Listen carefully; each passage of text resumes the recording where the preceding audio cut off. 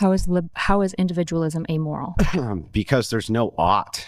There's no ought under a liberal system for you to do anything. Sure, there is. There's oftentimes, right? Like a liberal system doesn't impose any certain. To cover that, there is literally no system that can emerge where there will be no oughts. Like it'd be like you ought not murder people. You ought not steal property that doesn't belong to you. You ought not. Yes, there is. Like there literally it cannot happen. Even if there was no cops, nobody enforcing it. Even if we had an anarchistic system, there would still be permeating through the culture a fucking ought. You know what I mean? Even the ravenous Vikings had some sort of yeah. It's like code. Yeah. Bikers have a code. Indigenous tribes that literally have been completely isolated from the rest of humanity their entire existence fucking has this. Like you can't get around that. Bob can go buy a brand new deluxe PC for his 18-year-old daughter, put a camera on top of it, and manage her career as a porn star on OnlyFans, while he's upstairs with her former teachers fapping to it on his Oculus porn helmet, and there isn't a fucking thing anybody can do about it, because Bob pays taxes. Bobby gets up every stinking day, and he goes to work, and he rolls up his sleeves, and he gets the job done, and by God, if Bob wants to fap to daughter porn with her former teachers, who the fuck are you to tell him he can't? If Bob wants to loan his wife out to his friends for an all-night blitzed-up, legal drug-fueled gangbang and then finish it off by snorting prescription painkillers so he doesn't come too early, then by God, that's his right as an American and a patriot. Who the fuck are you, sick fascist, to judge Bob? America, fuck yeah. I mean, it's kind of right. That is fucking very American. Bob is actually allowed to defend his PC with a fucking AR. Liberty in pursuit of happiness, I could completely amend the First Amendment and still do all of those things. I think the issue is that most of the country would oppose you amending the First Amendment because the First Amendment is foundational to what makes America great. So what? So what if most of the country opposes it? It's built into liberalism. If all it is what matters opposition, if the whole country opposes it is because like America is this consensual emergence of a bunch of people that believe in something. And what if we decide that we don't believe in the First Amendment anymore and amend it? What's un-American? Do you not believe? Wait. Hold on. There's a contradiction there. If most people oppose it, then it literally can't happen. Right.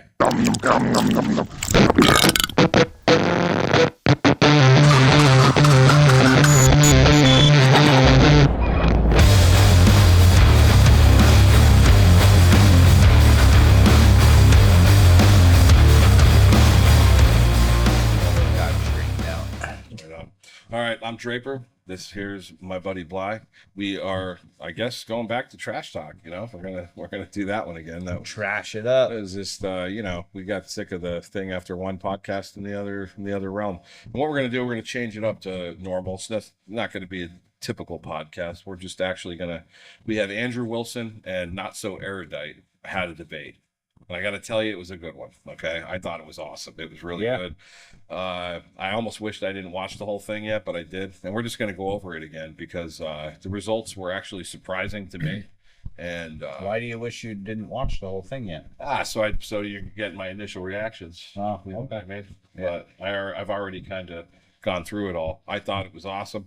I'm probably only going to get through about an hour of it tonight. Maybe we'll see how far we go. But it was definitely on the higher end of debates, I thought, especially, considering that Andrew Wilson smashes every chick that I've ever seen him go up against. He like fucking dominates, man.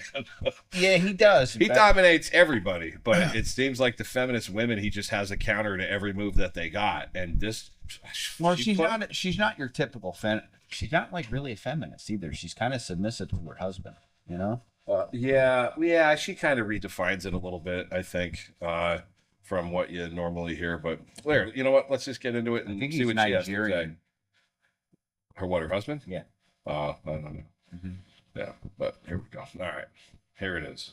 America is not a church, and that is not a weakness. It is one of the greatest strengths of America. The American experiment was built on a bold idea.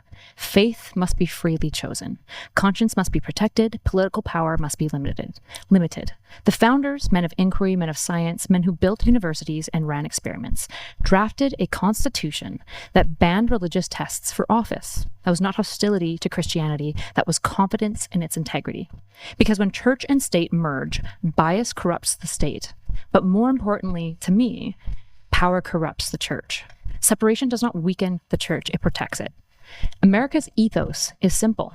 We do what works. And how do we know what works? Science.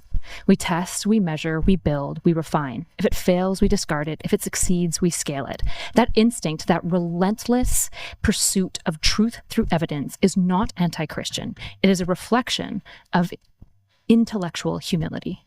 America is industry. America is laboratories and shipyards and production lines that outwork empires. America is a Manhattan Project, physicists racing equations against tyranny and winning. America is a P-51 Mustang, not sacred tradition, but engineering superiority screaming across the sky.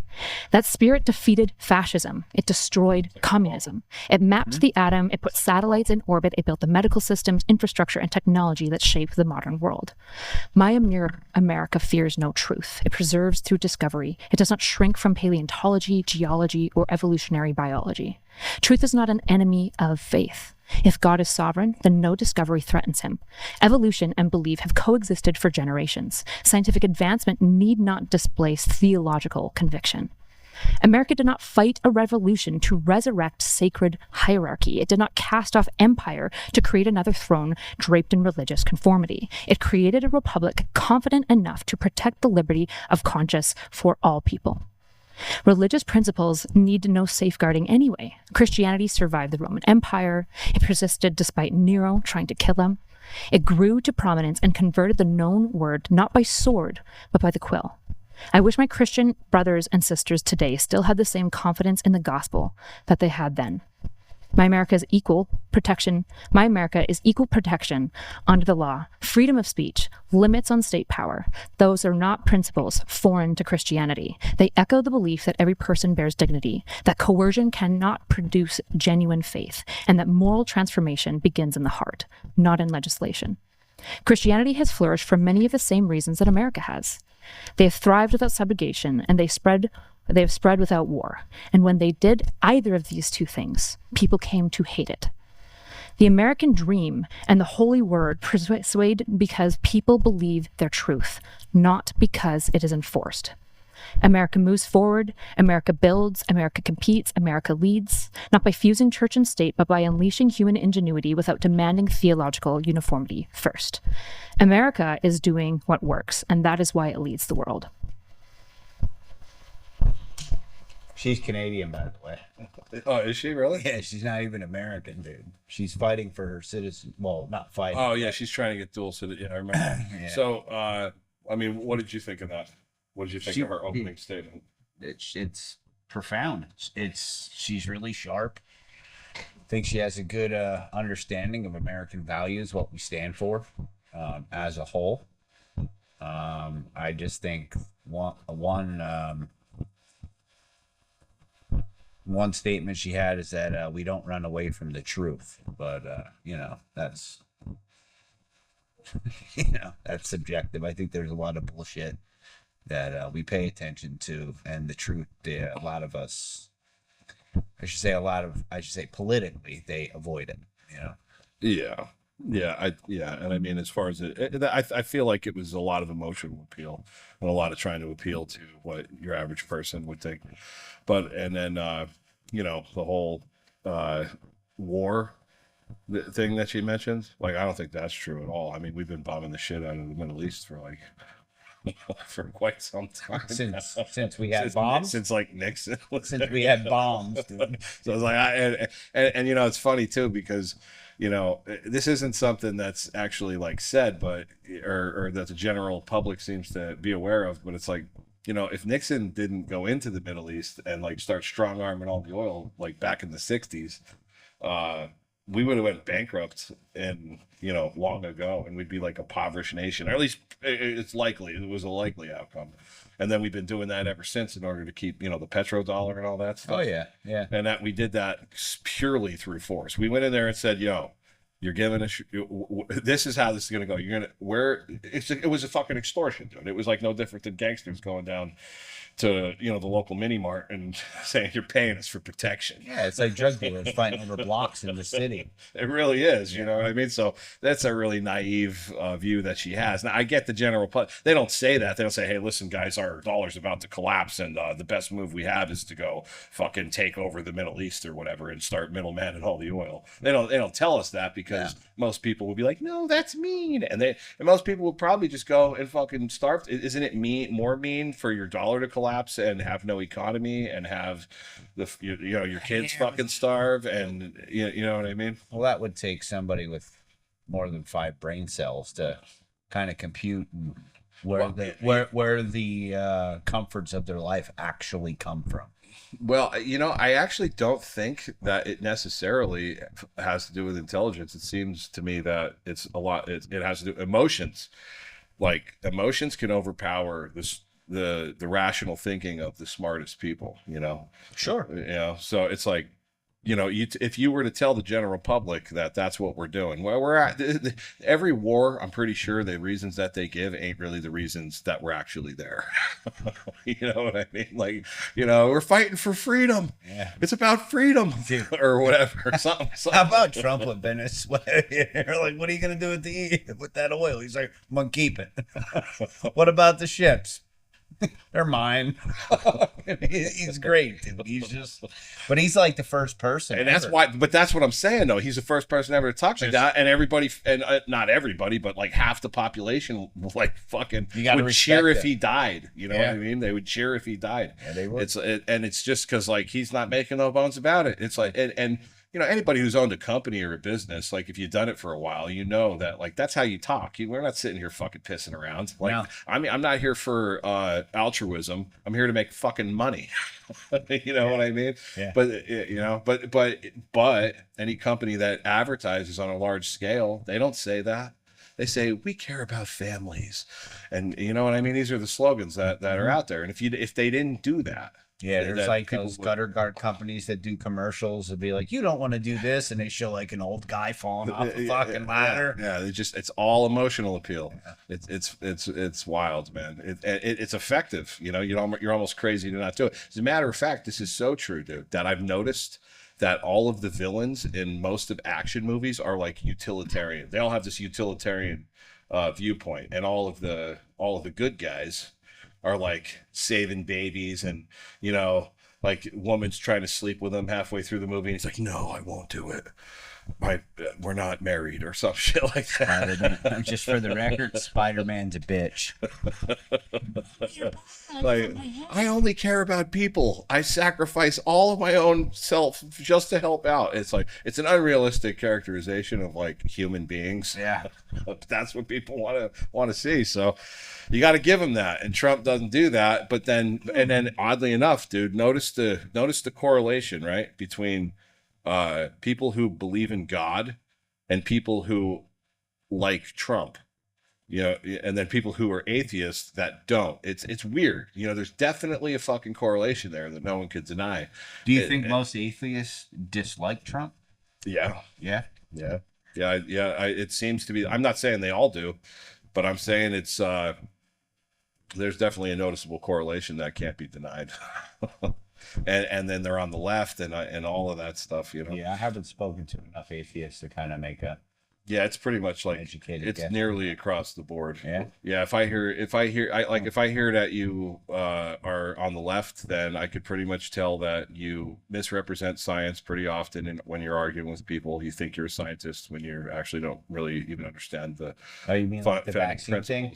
Get vaccine. Well, get a vaccination. Yeah, a lot of that. Or else, well, no, I'm just saying they'll use it's like this, right? So somebody will say, well, this scientist said this, right? And then that'll be their claim, right? And that just tap on the table, bro. So I wouldn't touch that.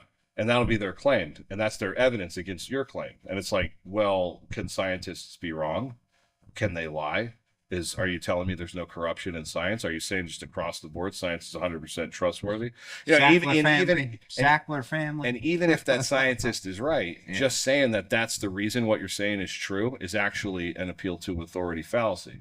You actually then have to, like, okay, well, what did the scientists say? Now you have to tell me what they said, and you have to characterize what they said in an accurate way, and you have to explain it in a way that explains what you're saying. That's actually, and if that's the case, you didn't even actually need to tell me the scientist said it at all. You could have just fucking explained it. So, and they all engage with that, dude. Like, yeah, they do, because they don't feel as if their word and their opinions are strong enough to stand on their own. So they're cruxing off of somebody else, you know? Yeah, it's a little bit. It's a little bit of that, and it's a little bit of, like, I understand how that influences people. Like, you know, you put backed by science on your fucking label when you're selling shit, and people automatically have trust for it. I mean, you know, that experiment with the guy shocking people, all he had to do was wear a lab coat.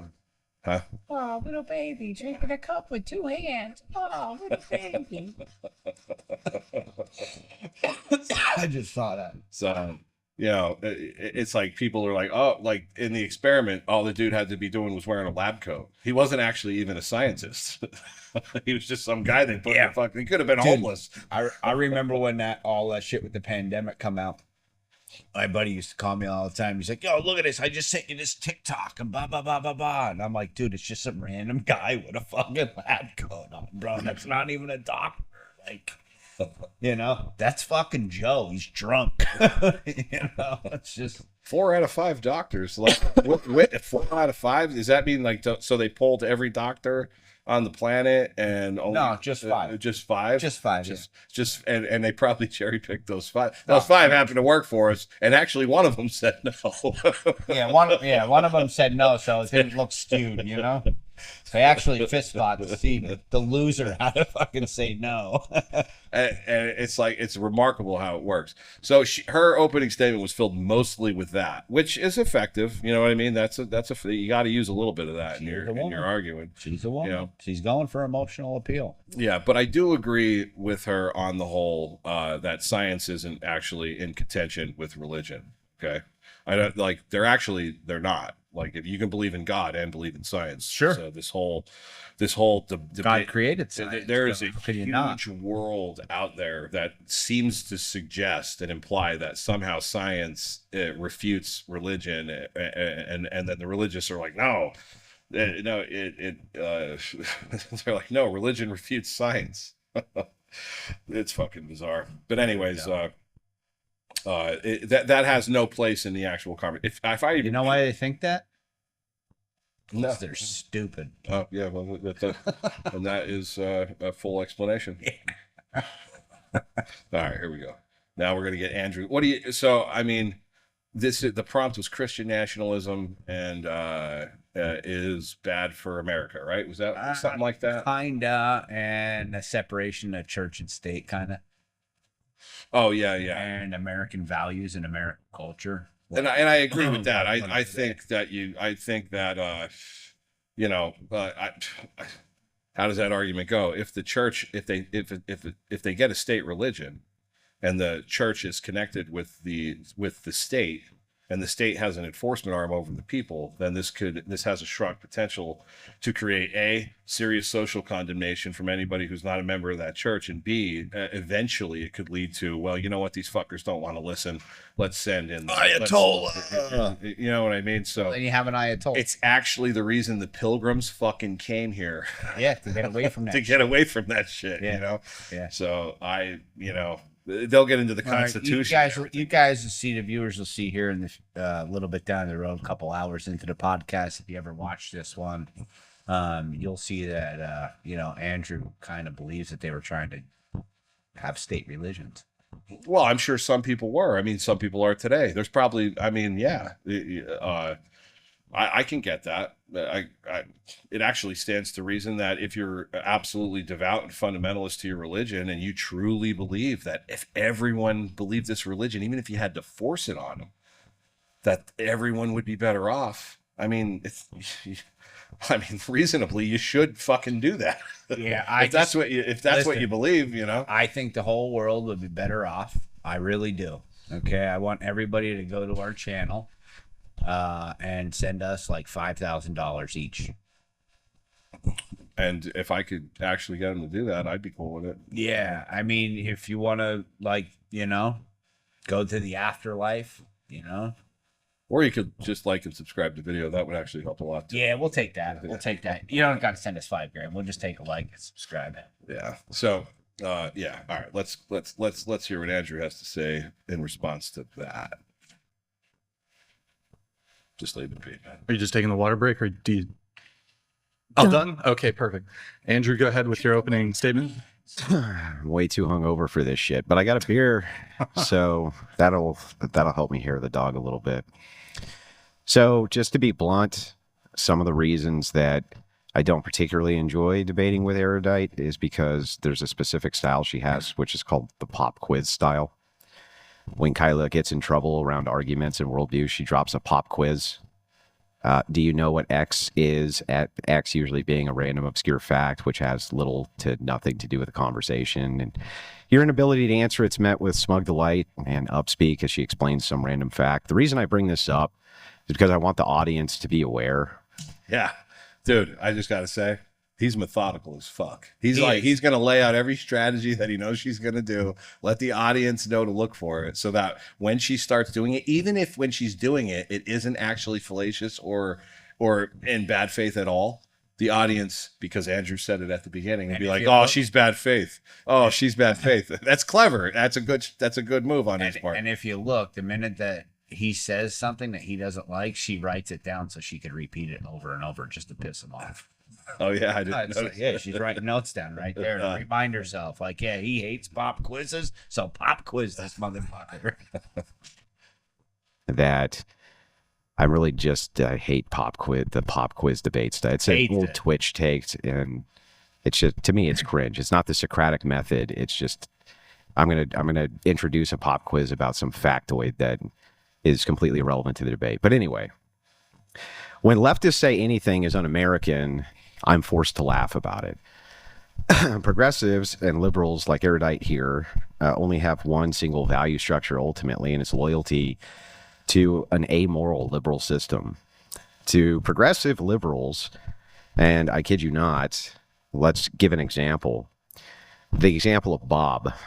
Bob can go buy a brand new deluxe PC for his 18-year-old daughter, put a camera on top of it, and manage her career as a porn star on OnlyFans, while he's upstairs with her former teachers fapping to it on his Oculus porn helmet, and there isn't a fucking thing anybody can do about it, because Bob pays taxes. Bobby gets up every stinking day, and he goes to work, and he rolls up his sleeves, and he gets the job done. And by God, if Bob wants to fap to daughter porn with her former teachers, who the fuck are you to tell him he can't?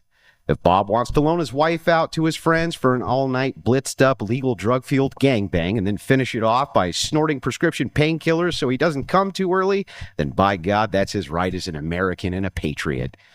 Who the fuck are you, sick fascist, to judge Bob? America, fuck yeah. I mean, it's kind of right. That is fucking very American. Bob is actually allowed to defend his PC with a fucking AR. Yeah, I mean, it's like, I love his fucking, his all the shit that he brings in. Yeah, it's fucking, it is entertaining as shit. Yeah. And dude, it's weird, but it makes you remember everything he's saying too. Like, he puts it in a way that you don't forget it. You know what I mean? Yeah. Which is excellent. That's a I don't know if he does that on purpose or if it's just instinct, but he does it well. But I actually think that Bob should be able to fucking do that, because this is America. It's like one of the highest values that people have is control, and if you start to take from them, then it causes a lot of emotional distress, and from emotional distress is where real societal decay actually comes from.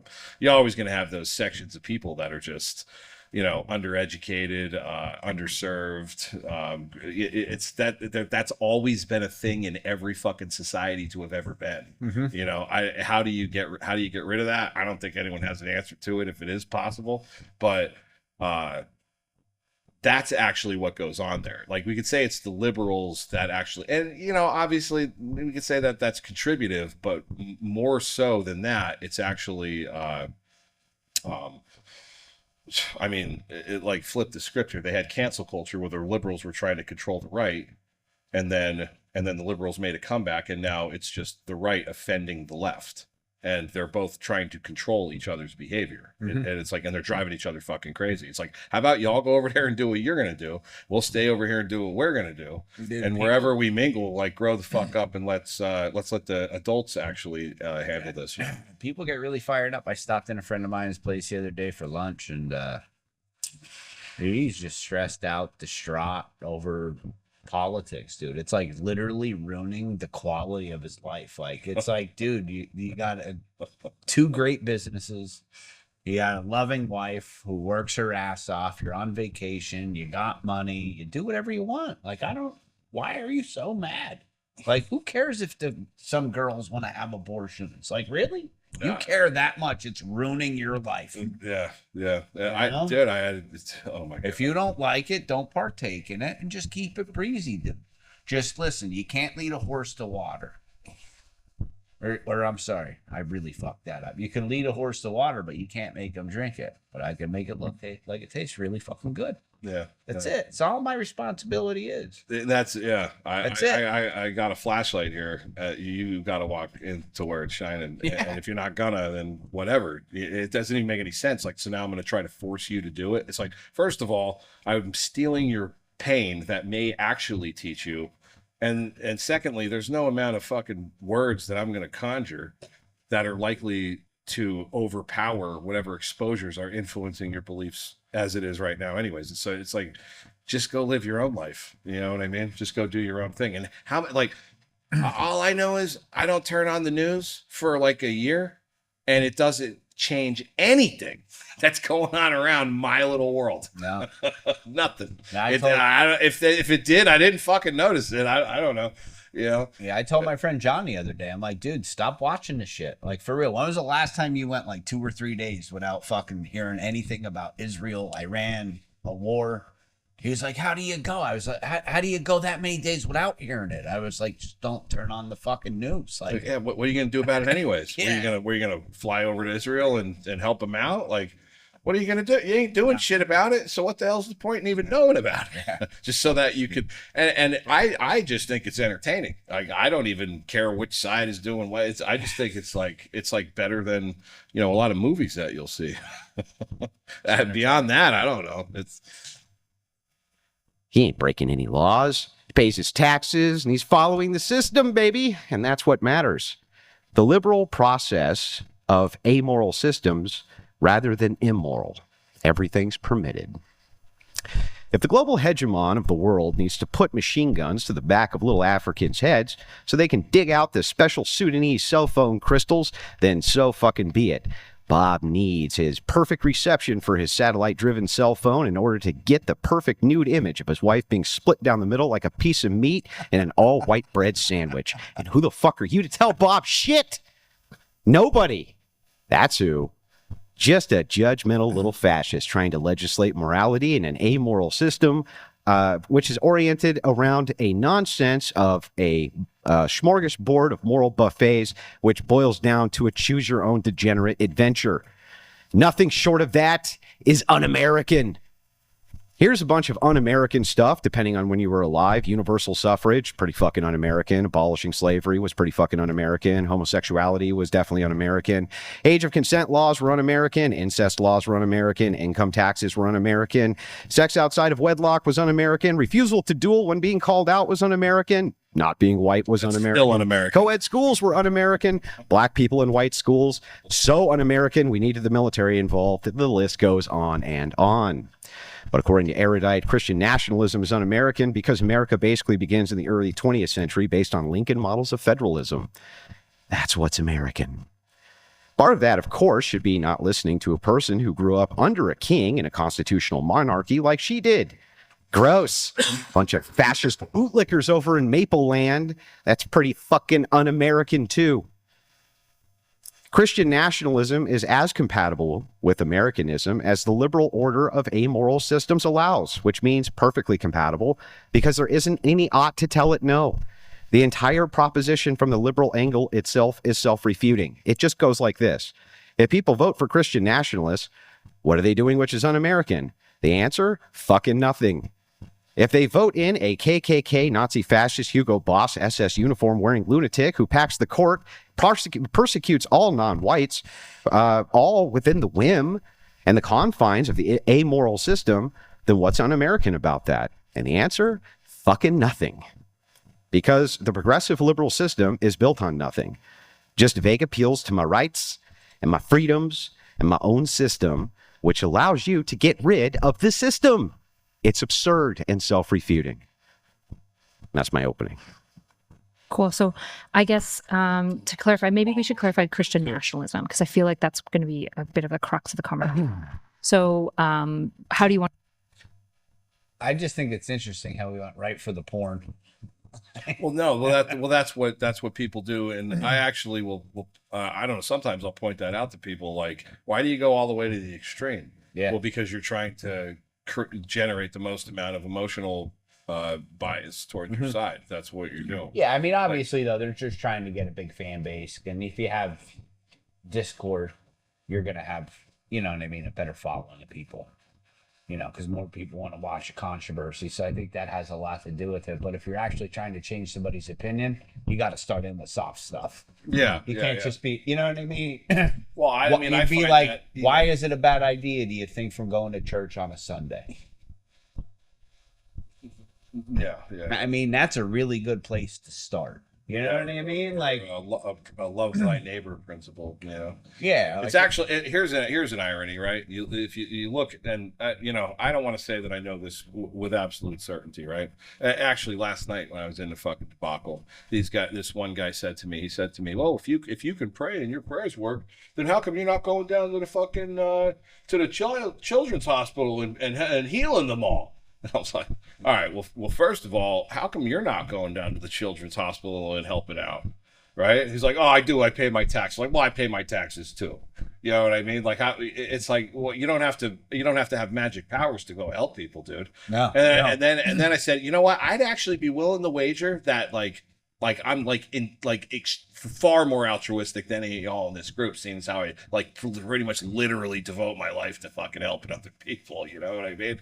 And oddly enough, that seems to be pretty true for most churches, even the radicals churches. Like the most charities come out of Christianity. The most of the altruism in the world is coming from religious organizations. Sure, absolutely. 100%. You know, and then, but they're the ones over here acting all compassionate. And meanwhile, we're not even talking, like, we sound discompassionate, right? Because we're telling you to fucking pick yourself up, bitch. You know what I mean? Like, you know, pick up your balls, fucking straighten out your spine. Like the cavalry ain't coming, dude. You're going to have to do this yourself, you know? And and that's actually where the divide is, at the very foundation. It's like, it has to do with where responsibility is placed. You know what I mean? It's like, no, everyone isn't responsible for themselves. Yes, everyone is responsible for themselves. And oddly enough, you know, the religious people are more about taking responsibility for yourself because, well, that's another conversation. Yeah. No. Let's see what this girl has to say. Want to define it? To the definition of Christian nationalism would just be the proposition that Christians utilize influence and authority to stay in the moral majority, and that they adopt systems towards Christian ethics. When you say moral majority, what does that mean to you? It means that most laws and social systems confined around Christian ethics. Okay. They kind of do already. So you would like to basically see a change. Wait. Hold on. That is absolutely only kind of true. I get it. That's what I said. But Yeah. Well, no, but what I'm saying is that we could say it's Christian ethics, but that's because that's simply the mode of thought that was inherent in the culture. But when we say Christian ethics, they basically they're like they have a monopoly on that or something. When there's actually many other schools of thought throughout human history that have almost virtually identical ethics, or at least they arrive at that same conclusion. Yeah, I agree. You know what I mean? So we say Christian ethics. It's like, okay, well, Hinduism, Judaism. Yeah.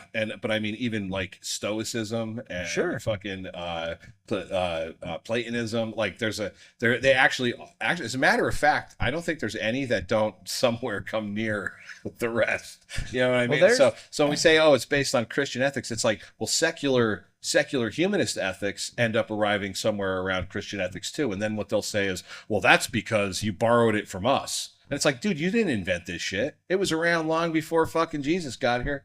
You know what I mean? And and it'll be around long after fucking Christianity fucking fades to nothing. Yeah, I mean, goodness is just an inherent quality of human beings. That's what separates us from the animals. I mean, I guess that's not how I look at it, but yeah, it seems to be a thing that people strive for. Like we literally have a reflex to correct that which is wrong.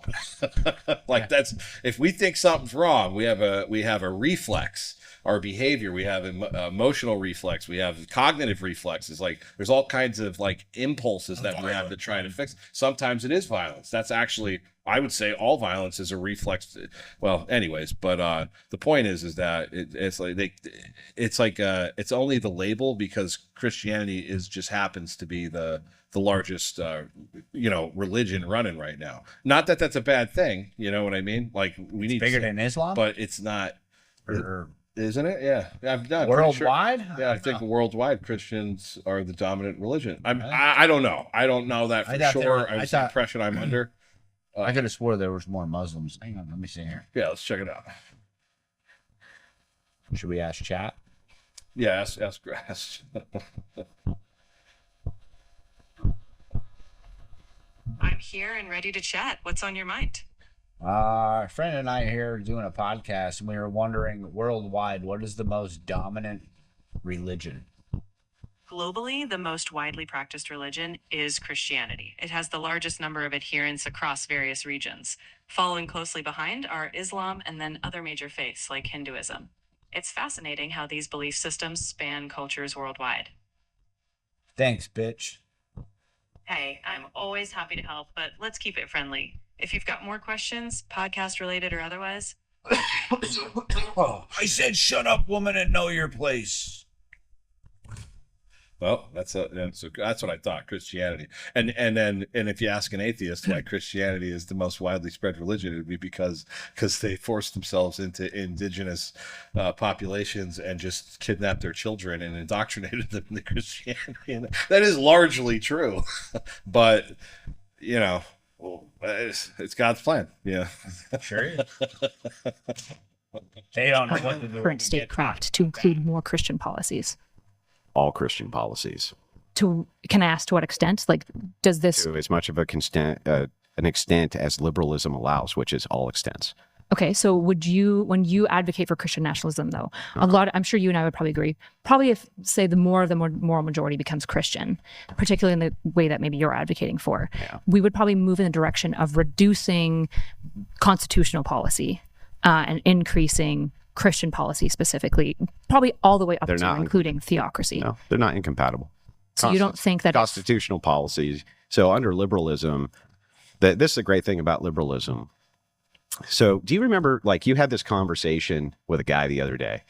I don't know how long ago it was, but he was like a fan of mine. He called in. It was about Christian nationalism. I think you got the clip on your channel. There was a point there where I started laughing because he said, basically what I did, he was like, my proposal is that I want all the systems and this and that to kind of reflect the image of my preferences. And you were like, fuck that. You're not allowed to bastardize my religion by implementing policies against, what my preferences are. And I thought, that's like the most American thing I can think of. The most American thing I can think of is that a Canadian immigrant is like, you know what? This is my country now.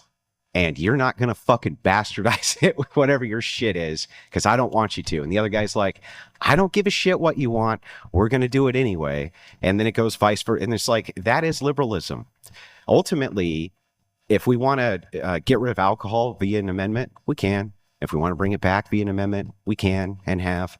If we want to get rid of guns, we can and have. We want to bring them back, we can and have. It's like everything is permitted.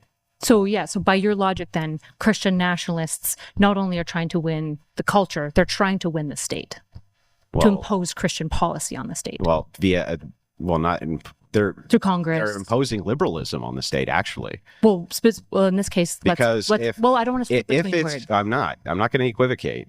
If Christian nationalists amend every single constitutional amendment within the confines of liberalism to reflect only Christian policy, by your metric, that's liberalism.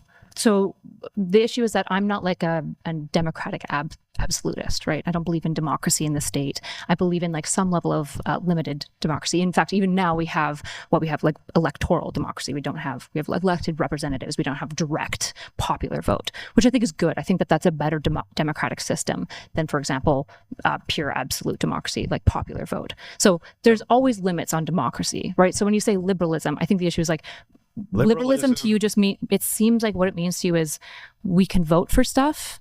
No. Is that what it means? What does it mean to you? It's what you outlined in your opening. Liberalism is just a sequence of systems. It's science, man, and it's building shit, and it's industry, and it's all of these isms, which really are just confined to, I want a system. So liberalism is an amoral system. Do you think science is liberalism?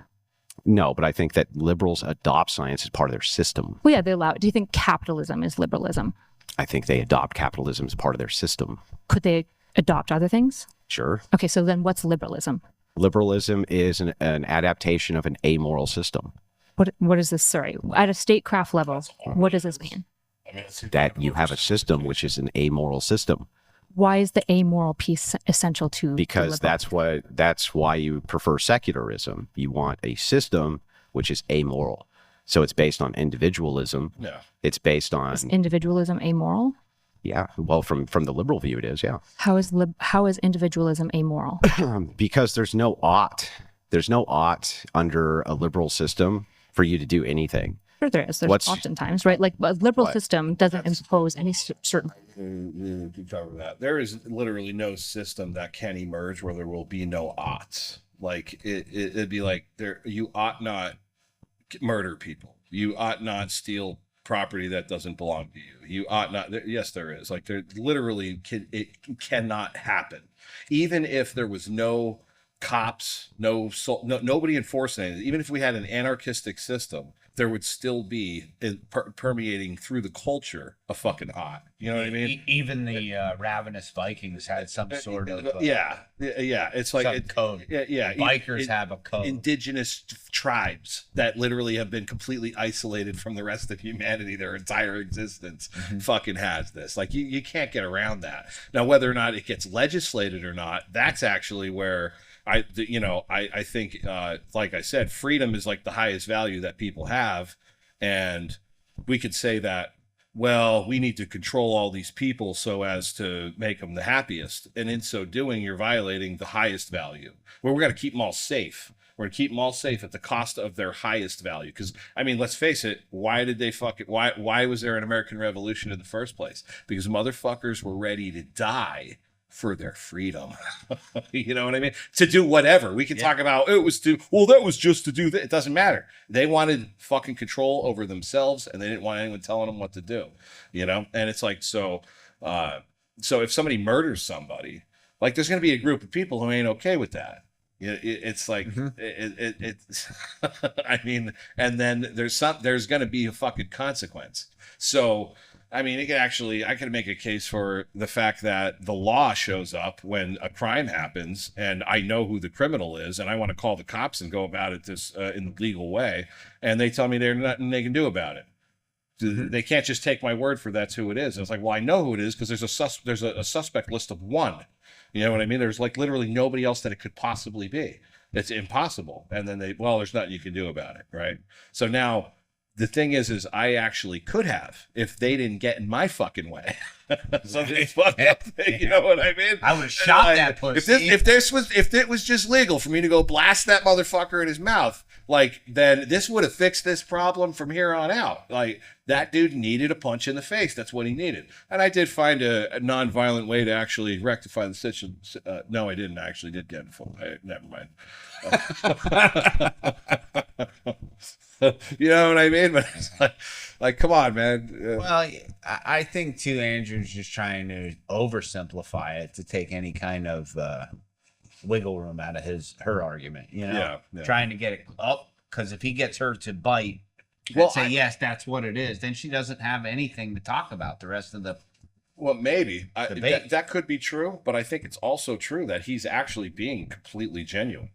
Like, it seems to me that the Christian nationalists really do want like this iron grip control over society. You know, like they really do. They want to ban porn. Okay. And it's like, okay, why? Because there's some degenerates in the culture. Therefore, everybody who watches porn has to suffer. Well, according to Like- Andrew Wilson, too, anybody that has sex outside of marriage is a degenerate. Right. And and if, you know, and I don't know his view on whether that should be legislated or not, but I bet you any money wouldn't have a problem with it being the law that you're not allowed to have sex. And then now we got, like, dude, how far does this go? Where's the line end? If you keep taking and taking, it's like as soon as you set a precedent to move into an area like we saw with guns, like they couldn't pass laws against guns until they created a stamp in Texas for automatic firearms. Like you were able to own a machine gun at one time. You could have a fucking Uzi and walk down the street, and nobody even considered it even rational to try to take that right off of somebody until some politician appealed to the masses and said, what do we need these for? It's like, well, you know, it was only about 100 and some years ago that we fought a civil war and the army has them. So it'd probably be a good idea for us to have them too. But but societies become safe and we're going to take care of you. And then people became willing to, well, we're not going to ban them. What we're going to do is we're going to make it so that you have to get a license for it, but then we're only going to print so many licenses. And then they gave all those licenses to law enforcement. And so the state ended up taking control of all of those weapons and completely removing them from the population. And now the precedent is set. Now they just got to do a little more and a little more. Everybody knows the government's not here to help. Right. That's actually the reason for They're fucking not here to you know, the They're right here to bear help arms. themselves. You know, Yeah, exactly. it's just like you can go to a fucking HOA, little homeowners association with like And let's they're say a pain in 500 your ass. fucking houses in a gated community, right? Fucking dude, you're gonna have 8 board members, dude, that control what the other 492 homeowners have to keep their grass no fucking longer than 3 inches, no shorter than 2. Yeah. And they'll go around with yardsticks, dude. You give people power, it's wild. Yeah. I tell you what, if I owned a house and I caught somebody putting fucking a ruler in my grass, Yeah, it's what color siding you can have, dude, what color yeah. your roof can be. I'd have That's to- like, I'd why have would to feel anybody like want that? Because they want this uniformity that represents their inner state of just total order and control and iron grip control. But it's like, dude, where's the variety, bro? Where's the you know what I mean? Where's the mix of life? You know, it's like they just want like one person themselves to be every person. yeah, they just want Everyone should think exactly like I fucking do. Yep. It's like being a little kid getting yelled at. What don't you get? And dude, if that actually happened, you'd hate life. And there's no variety, man. It's I like- tell you what, if Andrew Wilson got what he wanted and everybody was the same, he'd have nobody to fucking argue with. He'd be broke. So, let's see what he wants to bitch about now.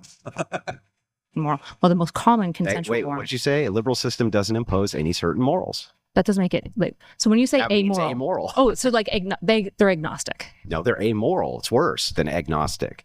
How is that? Because How are these? under- What's the difference between amoral and agnostic on moral? Yeah, so there you can be actually is no agnostic difference. about something which is moral or immoral, right? That's true. But that doesn't mean you're amoral. But what you're looking for is a system which is amoral. So you're saying, like, look, we're not going to make any moral prescriptions because that's not what the function of the state is. No. That we just talked about that, so I'm just going to move on past that. Do you think that what the founding fathers did was amoral? Like, it's not something to respect. It's not something valuable. What do you think about the founding fathers? What does that have to do with anything? the founding fathers created the American world. They're saying, it seems like you're saying America is liberalism and this liberalism is weak, or Well, you think America is it something became else. liberalism when you destroyed the Republic with universal suffrage in the 14th Amendment. The Republic was just the language utilized to talk about a specific type of democracy, right? No, it had a foundationalism. You're talking about 39 out of 50 signers, only 3 of them were deists. And foundationally, the states, under the 10th Amendment, were allowed to adopt their own religions. We need to return the world back to how it was in 1776 when men were men and and the women were couldn't, had bushes. Well, the thing is, too, man, like, you got to understand something, too. Like, this guy, I just think Andrew Wilson really fails to realize, too, like, women during their menstrual cycles were kind of like, they couldn't really roam, accomplish many things. A lot of the household chores that had to be done and that were typically back then assigned to the women, you didn't just throw your laundry in a fucking washing machine. Like, you had that was fucking hard work to get your clothes clean. Yeah. It wasn't like, the women were beasts, bro. Yeah, dude. Women of those times would kick the shit out of the men of our times. Yeah, fucking there's no Pilates studios back then to keep them in shape, you know what I mean? Those bitches were out getting firewood, picking berries, beating the shit out of their kids, you know? By their fucking husbands, dude. If you actually look at time, the founding fathers, they were fucking savages, dude. Oh, yeah. 10 steps and shoot. Like, should we just go back to dueling now, too? I mean, I believe we should. I think if you're a politician, if you're a fucking politician, you signed up for that shit. If you're a politician, I mean, maybe. I think to the death. I mean, I'm all about like a good 10 steps and shoot, baby. Good wrestle, but the problem is that then it becomes less about ideas and more about power. You know what I mean? Like right now, he's going to talk that force is the thing for everything. It's like maybe that's true in the event that a conflict is, or in the event that an ideological conflict, or two people care enough about the same subject to take it to that level. You have to have two willing parties that care enough to take it to a violent, or a battle between two people, or the other thing's just called a fucking genocide. But because you can win the fight doesn't mean that your ideas are actually better. Correct. Yeah. You know what I mean? Yeah. So the way that we're doing it now seems to be, where we all sit around and argue about it and fight about it and scream at each other and then eventually arrive at some kind of compromise somewhere in the middle, which is actually what the left and the right actually is. You know what I mean? It's like you got the fucking feminine side and you got the masculine side. Mommy and daddy are going to fight, but hopefully somewhere in the middle, the compromise ends up being the best outcome. I honestly think that's why God set it up that way. You know what I mean? Yeah, and I don't agree with, liberalism. I'm sitting here looking for synonyms like unethical, without principles, irresponsible. But, if you look at a lot of liberal policies, especially with the LGBTQ plus, you have to wonder people, they really have a lot of principles and ethics and, care and concern for a very small margin. Yeah, because it's whoever gains their sympathy. Right. Yeah, whoever they sympathize with. Mm-hmm. So I believe so that's what I think has happened. Yeah. I think that the left just went too crazy. They went too moral. They're just too moral. Yeah. And if you had normal Christian values, if you have too many Christian values, now somehow you became immoral because you're trying to not give certain people sympathy and empathy. Yeah. It's like the two radical ends of the spectrum. Does that be a dichotomy? Would that be the word for that? Well, it would be like an inverse effect, if I'm understanding you. Yeah. So it's like your goal is to be moral, but your enactment all of your attempts at forcing that your morality onto other people is actually more immoral than what the fuck they were doing in the first place. Yeah, that's like, it's like weird. So like you kill somebody, right? In certain states, the state can arrest you and kill you back. Liberals are like, no, you need to have compassion for said killer. It's just like they get a little too, I think, moral for but that depends on who got killed. That depends on who the killer was and who got killed, though. There is completely. I don't think real liberals care. I really don't. Yeah. Oh well. True liberals Yeah. are just like, hey, no, we can't kill people. It's, I think a lot of Christians, dude, believe that. That we can't. No, I don't. Can't murder. Look, they may declare that, bro, but that's not true, dude. You saw when Charlie Kirk got fucking assassinated, bro. They were throwing parties and shit, and then every one of them had to put up the disclaimer right before they got done trashing the fucking guy. Yeah, but that's not Like, oh, listen, I'm not endorsing the murder of anybody, but and then they say in some long-winded, obscure way that I'm glad he's fucking dead. Like, come on, they all That's like not every station. That's not all liberals. I'm not saying it's all of them, but it was actually it's probably not. It's probably a minority of them. I mean, but that minority is so fucking loud. if you That's took all you can hear. if you took a poll question test on what will consider somebody a liberal, right? Believe it or not, I think you and I would check more boxes than we didn't.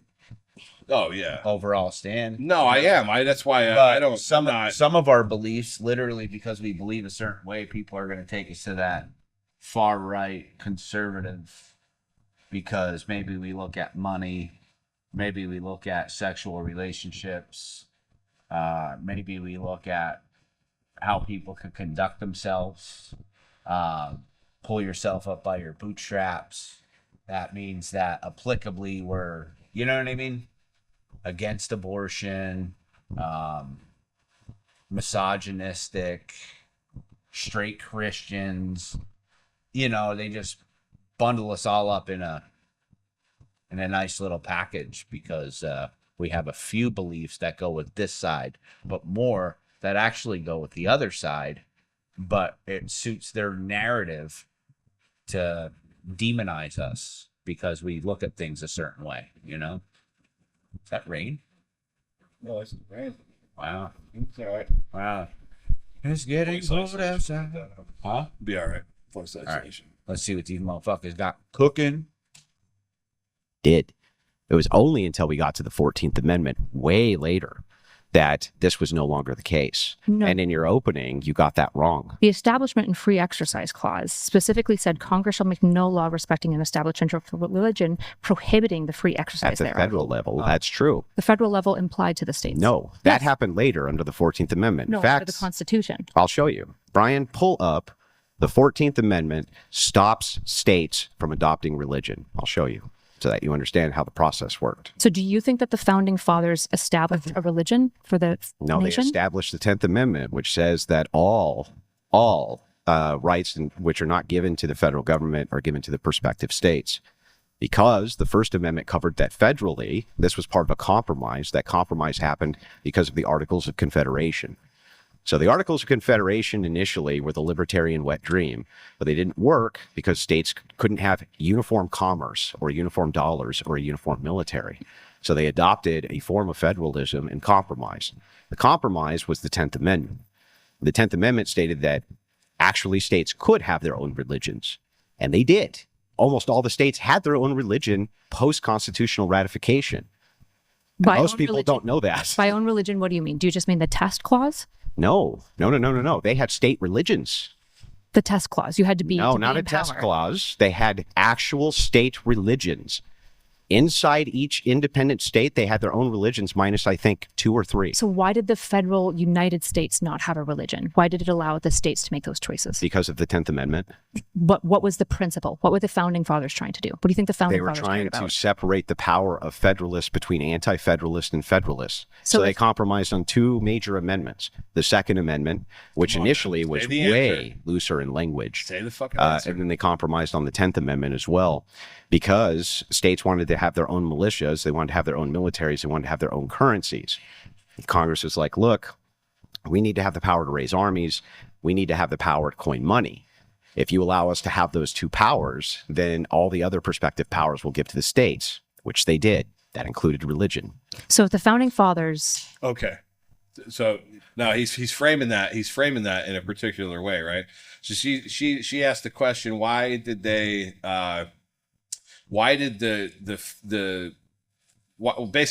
Fed give that power to the states, right? And then he frames it in a way, well, the reason they did was because it was a compromise. They said they needed certain powers. So rather than say, hey, a group of people got together and all decided that the federal government needs these powers, but they shouldn't have control over these powers, he frames it in a way, well, it was a compromise because the states refused to cooperate. Yeah. Well, the states refused to cooperate with what the Fed needed to do their job. So they ended up taking a hit overall on account of the states just making bad decisions. Like, this is like the framing that he's using, when it would probably be more accurate to say, that they all got together and decided the Fed should have this power and the states should have these powers, because the Fed doesn't have any, basically only give the Fed the power that it needs to do its job, which is warfare, protecting our borders, and international trade. Like, that's literally the only thing it's supposed to do, right? And also settle conflicts, interstate conflicts, right?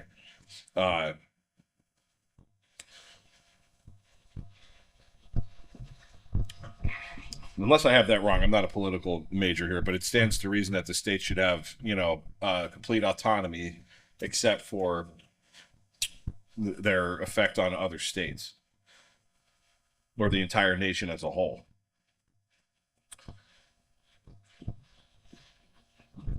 Which would actually be, exactly what he just said about the money thing, right? Like, they needed the universal money federally in order for the Fed to do its job. It's like, so if each state decides to go ahead and come up with their own money, then their autonomy is now affecting the whole in a bad way, right? Yeah. And whatever else it was. That seems to be the only thing. So the states maintain whatever power they need in order to, so long as it didn't infringe on the whole. Yeah, and that's how it should be. Let each state decide most of their affairs, other than where a collection of an overarching power is it was necessary. And after that, no, none of that shit.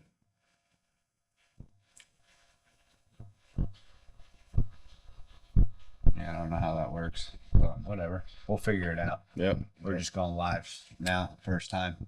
So, yeah. They can't really hear the video that we're playing on here, so that's kind of. Well, we're playing one. We're working on it. We're working on it, people. The only thing you really need to know is that we're playing one. Yeah, we're And playing one. Matter of fact, did you tell them what? Let them see if they can guess. What you want? Okay, that's. Here, let me move this over so you can see. That's Andrew Wilson and Erudites. Not so erudite. Not So Erudite? Yeah, that's her. Yeah, her name's Kyla or Kylie. I forget that part. It's either Kyla or Kylie. She has a name? She That's has a her name? real name, yeah. Oh, she has a name? All right. Crash Out Kylie, I think her name is. But yeah, I don't know. yeah, I gotta tell you, I mean, all the things I heard about her so far. This she's is smart as fuck. I have never seen her in anything else before. I don't know anything about her, other than what she could tell, other than what we heard in this debate. Yeah, she's a Twitch streamer. She plays video games and shit, like online. I think that's like her. Oh, really? Yeah, I believe The so. the gamer thing. Yeah, dude, a lot of them got really popular playing video games, and then now they're all political debaters. It's like, what the hell? Mm-hmm. Were they talking politics while playing the video games? Yeah, like, how did that work? How does that overlap? I don't know. Yeah, I don't know. It's like fucking Jay-Z and those guys. They go from rapping about selling crack to fucking national policy. It's like, shut the fuck up. Fucking retard. Aggravates the living fuck out of me, I tell you what. I'm like a fucking dude. It's just so puzzling, dude. It really is, you know. It's like, I spent most of my life in a fucking federal penitentiary, but let me tell you how we should do things. It's like, dude, shut the fuck up, bro. Or like people that can't balance a checkbook telling me how to run my fucking business. It's like, get the fuck going. Well, listen, take my advice. I'm not using it. Yeah, right.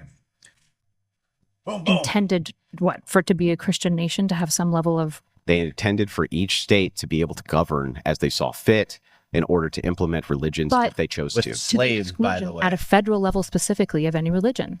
right? But that's not in what's in contest here. That is in what's contest, Why? right? If we're talking about America, Mhm. we're talking about the nation. We're Yeah, talking can the about the First founding Amendment- fathers, the minds behind the founding of The the founding nation. fathers put in amendment. Bro, you gotta watch your mouth on TikTok, bro. Yeah, wow. Debating the power of the federal versus state government. Join the discussion.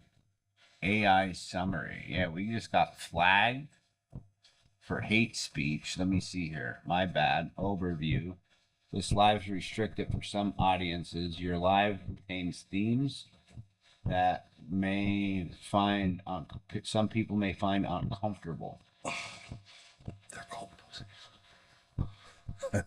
Wow. All right. I see. we're learning. We're learning.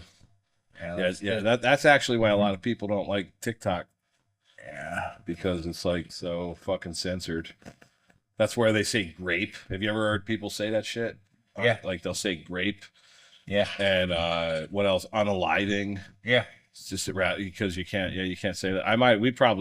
We probably violated TOS in 70 times in the 5 minutes that you were on there. Yeah.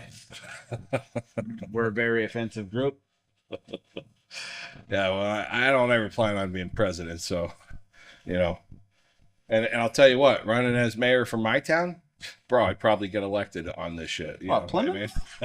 Fuck yeah. No, don't ever do that. You don't want to dox people. You know what doxing is? Oh, yeah. There's a million plans. You shouldn't do that though. She actually does that to him in here, and he gets really upset about it. I'm pretty sure that's why he moved. Like he just moved recently, and I think that had something to do with it. And you saw Fuentes, dude. What he went through for that? Who? Nick Fuentes. Oh yeah, but he's fucking wild, bro. Yeah, I know, but still, like look at what he went through. It doesn't matter. What did he go through? The people fucking harassing him and shit. Yeah, going to banging on his fucking door and everything. I mean, and actually, like, dude, you don't know, man. One of these crazy fuckers that come up, shoot you in the face, get their name in lights. You know. I get it. Maybe you should watch his fucking mouth. Processes for us to amend things, including Sure. the First Amendment, right? Sure, yeah, but why, if they wanted to blend church and state, why wouldn't they write that in? They did blend church and state. They did because not. They under have- the 10th Amendment, they allowed states to adopt state religions. It was only when the Supreme Court looked at the 14th Amendment way later in our history that they decided, and by the way, that amendment had nothing to even do with this. That was about citizenship. State religions isn't the same thing as America having a federal religion. You realize this, right? Whoever postulated that we needed to have a federalized religion? Well, I'm talking about separation of church and state Yeah, but for America. if states can have their own religion inside the state and it becomes the state religion, does that, in your opinion, violate that separation of church Well, and state? if there's a test clause, yeah, it probably potentially would violate that. So if the state imposes a test clause for federal power, that would be an issue. And in fact, it was super common at the time that most states had clauses. In fact, the founding fathers were so intense about ensuring separation of power that despite most colonies at the time having a test clause for holding power of being religious, they explicitly barred it in, what was it, Article 6. Oh, yeah? Then how come in Maryland? All right. Well, then So- how come that one state? So let's just like forget who decided what state ever did. Like, let's just talk about like why would you want a state religion? Like, what would be like for what? What's the reason for a state religion? I mean, obviously, because a lot of people back then had strong ties to their church, and they believed that they were morally right. No, I mean today. What would be the point? Oh, today? Yeah, if the Well, I think Christian nationalists are really scared about Muslim faith integrating their communities and educating their kids. Because if you look back at education, right? What are they teaching the kids? What holidays do they celebrate in every public school? Christmas, right? yeah, Christian holidays, right? Fucking Easter, right? Yeah, but there are kids that of other faiths will celebrate their religious. I get it. Do they get off school? Yeah. Well, the Jews Nope. do. Yeah, they can. Yeah, if you're Jewish, you get Hanukkah. talking- All the kids in my school Talking did. about Jews. Well, I mean, if if your family is We're Muslim, talking about Muslim. yeah, well, if the family is Muslim, then they could get off of school. They don't have to go. I mean, now for Hanukkah, Counts as an absence. for Hanukkah, they didn't close school. No, well, for Jewish kids during Hanukkah, they did not have to come to school. It did not count as an absence. At least when I was in school, maybe that was only a brief time or something like that. But there was a couple. I went to Catholic school. There was a couple Jewish kids in the school, and during Hanukkah, they didn't come. And what didn't count as an absence. It would be like going to the doctors or something. But you go to the doctors and you get a doctor's note, it doesn't count as an absence, right?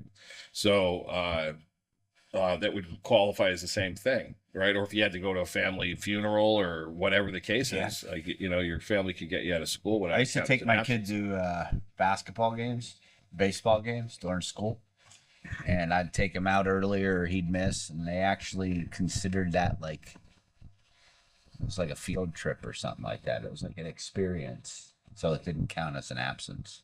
Yeah. So. You know, my actual real, at the very heart of people's ideologies, like the foundation of their ideology is going to come from their existential philosophies. And if you have a religion, then your existential philosophies are usually built upon that religion.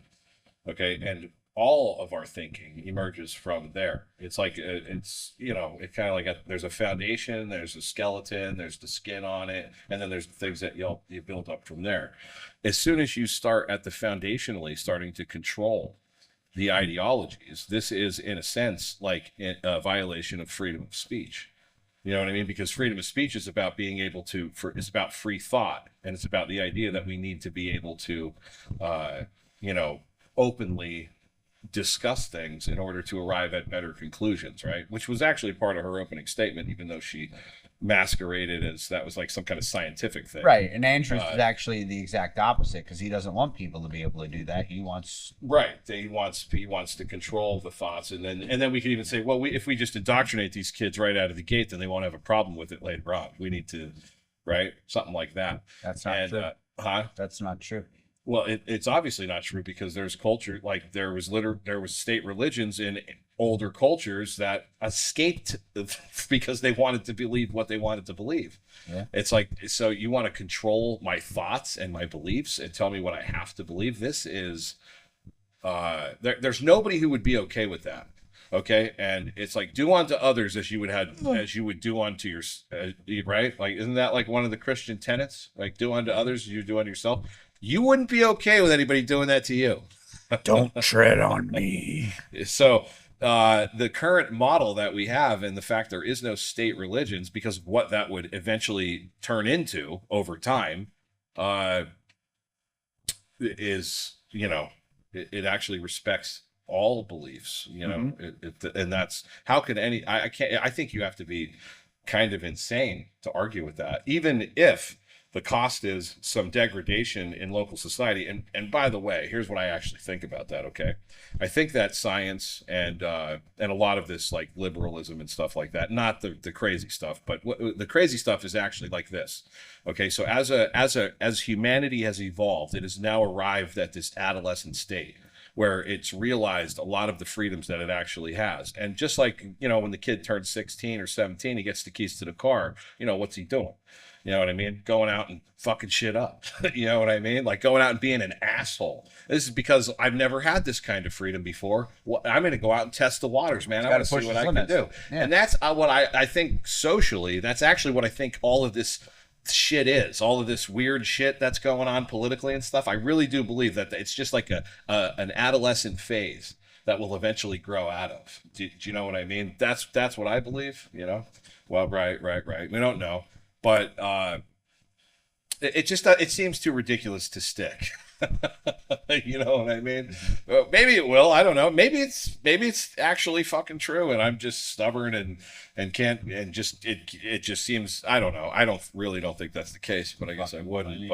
But the point is that, like, even if society fucking collapsed and it ended mankind, that is still, in my opinion, the better way to go. You know what I mean? You agree, right? Say that again? Even if humanity, if society completely collapsed and just went extinct, Why would I the want the that? freedom is worth that, right? No. That's a joke. Oh, I thought you were serious. No, that's where they're take it to. Listen, man, the birth rates are in complete decline. We're gonna end up not having a civilization anymore. Yet, like, what was it, 5 years ago that like we're overpopulated and we needed to do something about it? No, I know they don't know, and both of these concerns are ridiculous. It's like, as far as I'm concerned, there's like a natural homeostasis that just occurs. Like nothing, nobody needs to even govern that. Like, Well, it'll just unfold in the way that it needs to. We know something not many people know. God's in charge. God's and in there's charge. nothing you can do to stop it. God's in To charge. try to arrange the pieces on the board all you fucking want. And if it's God, that's what I'm saying. So if it's God's plan for humanity to go extinct, Can't fight it. it's fucking gonna happen anyways. There ain't shit you're gonna do about it. And if it's not God's plan for humanity to go extinct, then I don't give a shit how hard you try, Dr. Evil. You ain't rendering that outcome. That's a weird thing that I think that it's a huge flaw in Andrew Wilson's thinking across the board. Yeah. Well, Is it's that- all of these fundamentalist Christians. Yeah, man. they don't understand that it doesn't matter what they want or what they think. Their desires, their beliefs, they push on others. It doesn't fucking matter. You know, like, you could feel a certain way about it and make an attempt. But if you're getting upset about you not getting what you want, you just got to understand that God doesn't want you to have what you want right now. I actually will give him that, though. He doesn't really seem to get upset, bro. He keeps his cool, man. He's a stoic dude. You know what I mean? He actually, he really keeps himself centered during a lot of like, she's actually not that bad compared to some of this shit I've seen him deal with. And he really does. He keeps his cool. And it seems like that any aggression or, what would you say, any offensiveness that comes out of him honestly seems more methodical than a loss of emotional control. Do you know what I mean? Like, so I give him that. And I do believe he's a good dude. Like, I think he's a genuinely good fucking guy. I think Christians genuinely, if they actually practice their faith, are half decent, are decent people, but I still don't think it's the best faith, though, because God's not in charge of everything.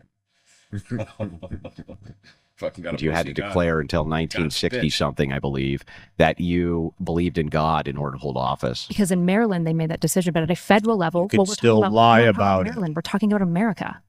Yeah, Is America. Maryland America? America is a coalition of states which have. You really could still lie about it. I believe in God, bro. God, fuck yeah, dude. God's my dog, bro. Me and God, bro. We fucking hanging, dude. What? Prove I don't. Represent.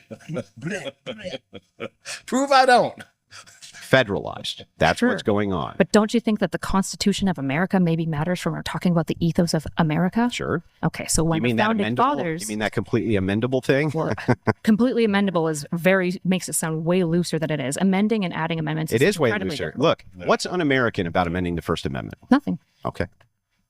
So then, inside of your worldview, it's completely constitutional to amend the First Amendment Well, to get rid. Hang on. To get rid of the Establishment Clause, that would be totally appropriate. No, Under I your think that would be a violation. Okay, so anyways, I don't know if you saw that was his whole thing with his debate with Kurt. Do you remember that one? On the bloodbaths. I didn't see it. Oh, you didn't see it? No. Oh, fuck, dude. It was great. I just started watching. It was this great. guy like a Dude, month ago. Kurt fucking impressed the shit out of me. So anyways, I mean, I'd say that he got the final point that tipped the scale, but it was a really good match, dude. A really good match. But that was the whole thing. Kurt was just like basically saying, he's like, dude, that's never going to happen. It's like, sure, go ahead and try, but it's never going to happen. Like, it's an absolutely absurd outcome to even think that you can even do that. Right. And to be honest with you, I had no idea what it took to amend it. You can't amend an amendment either. You have to create another amendment that cancels out the former amendment. So all you can actually do is pass amendments, right? And you look at it, there's like 21 amendments or something like that. I forget. It's just like 21 amendments, right? And the first 10 were like right out of the gate, like or somewhere. And then the next 11 took place over 150 years. And what you got to do to create an amendment it's fucking crazy. Yeah, you really got to man up the power. It's like, bro, it is not happening unless like everyone's on board, dude. Like, everyone's got to be on board. There's 27 currently. 27, yeah. I watched a video on it because I really didn't know much about it, but and saw where they all came from, what they were for, and how the prohibition won, and how they had to create another amendment to There's that been went out. 6 others that were brought up but struck down. Yeah, right. And then there was one that was just hanging there for like 100 years, and it got proposed, and it took 100 years to go through, or something like that. It's pretty. My wild. favorite one's the second. Oh, I think they should make the freedom to fuck, bro. We have that. Oh yeah. but anyways, it's like, Remember? He was talking about fucking Bob. He pays his taxes, bro. Yeah, this idea to create an amendment that's gonna like make a state religion is so it's never gonna happen, dude. Like, and without a coup d'etat, like, it's not fucking happening. Of the American ethos. I think it's bad. And How? because America's built on these things. I think that the founding fathers. You don't believe America? Okay. Does America have? Do I get to finish my thoughts, or are you going to Go ahead. Okay. Right. I think what's really important here is that, like, the founding fathers, I think, are essential to understanding the ethos of America. I don't think they're the only piece, but if we want to look at like a litany of America over time, what we have, for example, is the founding fathers, despite the nation being dominantly Christian, despite the states having tacit religious clauses, the founding fathers looking at that going, no, we need a separation of church and state. That's not essential. what happened. That is absolutely what happened. Not only is it not what happened, but within the framework that you're talking about, you just said it's not un-American to amend. How did it not happen? Hang on. You just said it's not in any way un-American to amend the First Amendment. The First Amendment is I should have clarified that, because when we say American, I'm meaning the ethos. What I should have said is it's not anti-constitutional. So, the Constitution would allow. Okay, then let's follow that line of logic and see if that's true. Does American have any sort of like ethnic ethos? Yeah. What is it? Dominantly white culture, hegemonically. So that's part of the American ethos? Yeah, to some degree. Yeah, significantly, right? Like white. Should it stay Protestant. that way? I like it. Yeah. So America should stay a white Protestant nation? But that's not the central piece of the ethos. You said, does it have a cultural ethos? And I said, I'm asking white. should it stay white? No, I don't care about the white. And that's not part of American ethos. How is that the case? Absolutely, something that can be a part of the ethos and also change. Because the ethos here that's central isn't the whiteness that I was pointing to. It's some of the cultural values that come in. For example, Protestant work ethic, right? Taking value in the product that you make as a company. If America no longer had any of that and became completely atheistic, but still followed these constitutional amendments, that's still plenty American, right? As long as I hold to central ethos of what I think the American dream and vision is, which we outlined, for example, with the founding fathers at the Declaration of Independence. Well, then if it's not whiteness and it's not and it's not anything cultural. It is cultural. $9. Oh my God. It means that according to... No idea what happened there. Yeah. I apologize. It's okay. No. If it's not, so here's what I'm asking. If it's not ethnic. What do you think American ethos is? Do you have any American ethos? And it's not cultural. I said it is cultural. It's cultural. Yeah. Okay. So what are the cultural things? What is American culture? Life, liberty, pursuit of happiness, doing things at work, ingenuity, discovery. Okay, so what he's doing right now is actually really skillful. So when she drops the word American ethos and all this shit, this is this like vague, ambiguous thing that it's like it's so abstract that it literally can't be represented the same in anybody's head, right? It's just all over the place. But people will wrap these words off. Other people will hear the same words. They'll get their idea, which isn't necessarily the same as the idea of the person who spoke its head, but they'll all feel good because it all has a similar emotional association, right? And basically meaning that it's just like sand. It's like you can't build anything on it. It's fucking nonsense. It's just there's nothing coherent about any of it. You know, it's great that it feels that way and it sounds good in a poem, but it actually doesn't. And that's what I think that's where he's taken this to. He's trying to show her that that's just it's like it could be whatever I decide it is what I decide it is, and what you decide it is what you decide it is, and it's actually not a real objective thing. So what the fuck are you talking about? And he would actually be right about that if that's what he's doing. I don't remember that one. Life, liberty, pursuit of happiness. Wait, what do you think American is? Hang on, what was the other thing you said? Ingenuity. Ingenuity. Those are some of them. So as long as... Do you reject these as part of the American ethos? I do. So as long as none of these, life, liberty, or pursuit of happiness or ingenuity is violated, then it's in the spirit of America.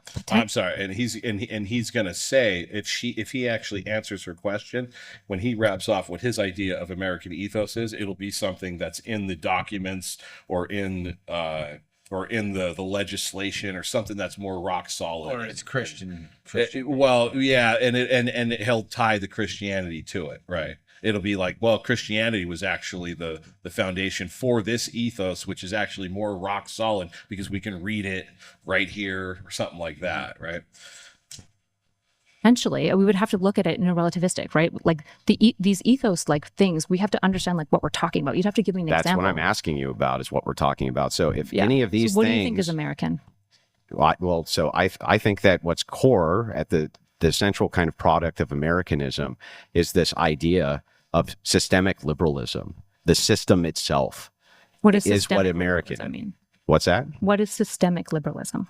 Yeah, so it's just the idea that like there's a secular separation, there's systems in place within the constitutional confines, there's things which we're appealing to in law. I don't think that liberalism and modernity is doing anything other than looking at those systems. I think that originally our founders wanted to have something which was much more akin to ethno-nationalism, for sure.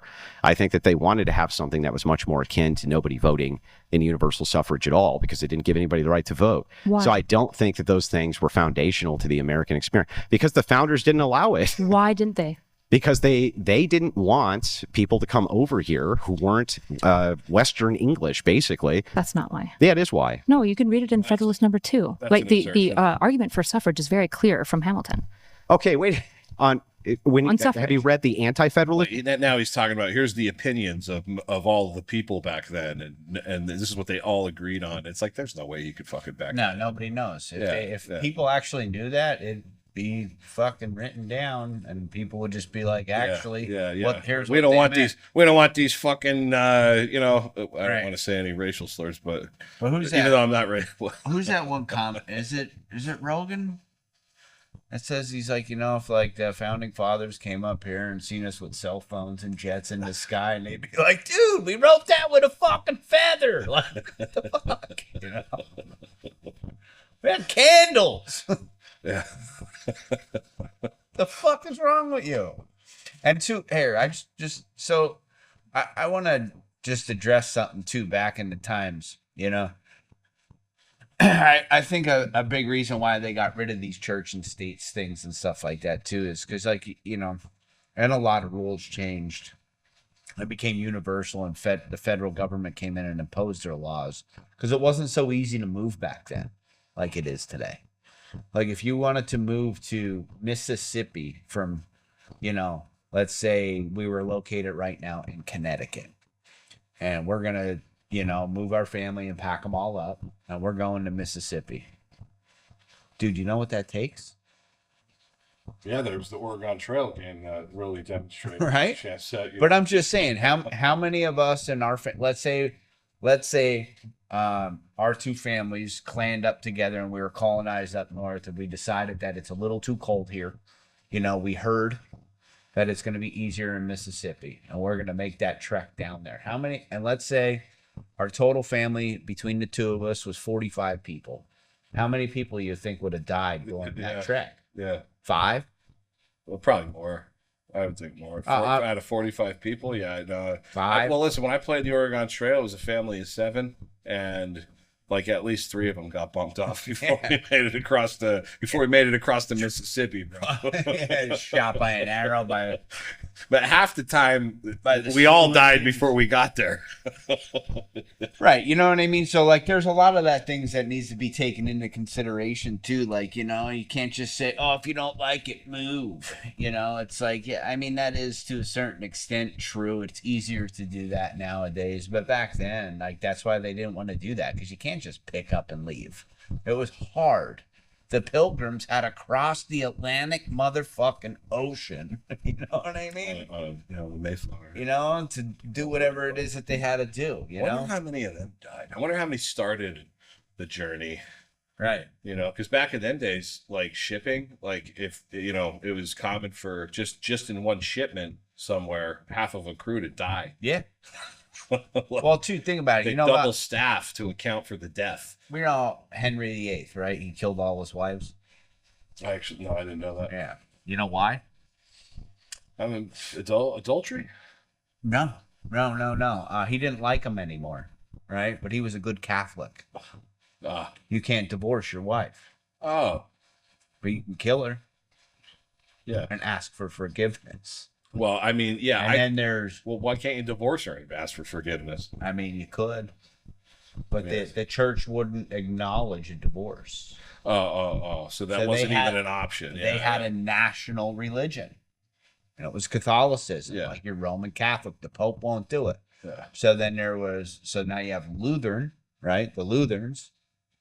He was going around preaching all of this other stuff that wasn't with the Roman Catholics. I mean, Right. don't know exactly the facts. No, yeah. Shit got back to King Henry VIII, and he was just like, "Hey, we're all Protestant Lutherans now because we could divorce our wives." Oh, yeah. Yeah, dude. Yeah. Because Well, he I was mean, horny. yeah. Well, I listen. Because he was horny. I get in these arguments with these Christians, right? And I'll actually pull up something that like it's literally says in the Bible when we're talking like rules. Okay. Yeah. They say they follow Christian ethics. Well, where do you get your Christian ethics from? They're in the Bible. Like, okay. So what's up with these gays, man? Like, what does it say about them in the Bible? Kill them. Well, I actually don't believe that it does. I'm pretty sure it doesn't say to kill them. It's something like they're cursed or something like that. But then it says, okay, well, how about like judge not lest ye be judged? I mean, how about he who is without sin cast the first stone, right? So like, what about that? And then they'll say, well, you don't understand it. I'm like, well, it seems like a pretty fucking straight up statement. It's not hard to understand, Bob. like, so he didn't mean what he said? Was he fucking confused? Like, well, you have to really know how to read this. Like, I don't know, bud. I think it might just literally mean what it says. And it's like they put these, like, no matter what fucking code of rules you got, like, if you want to violate it badly enough, you're gonna spin it in your fucking head to make it okay. All the way, and this exists all the way up to maybe we should just exterminate an entire race of people to make the world a better place for future generations. You know what I'm saying? Like, it's justification.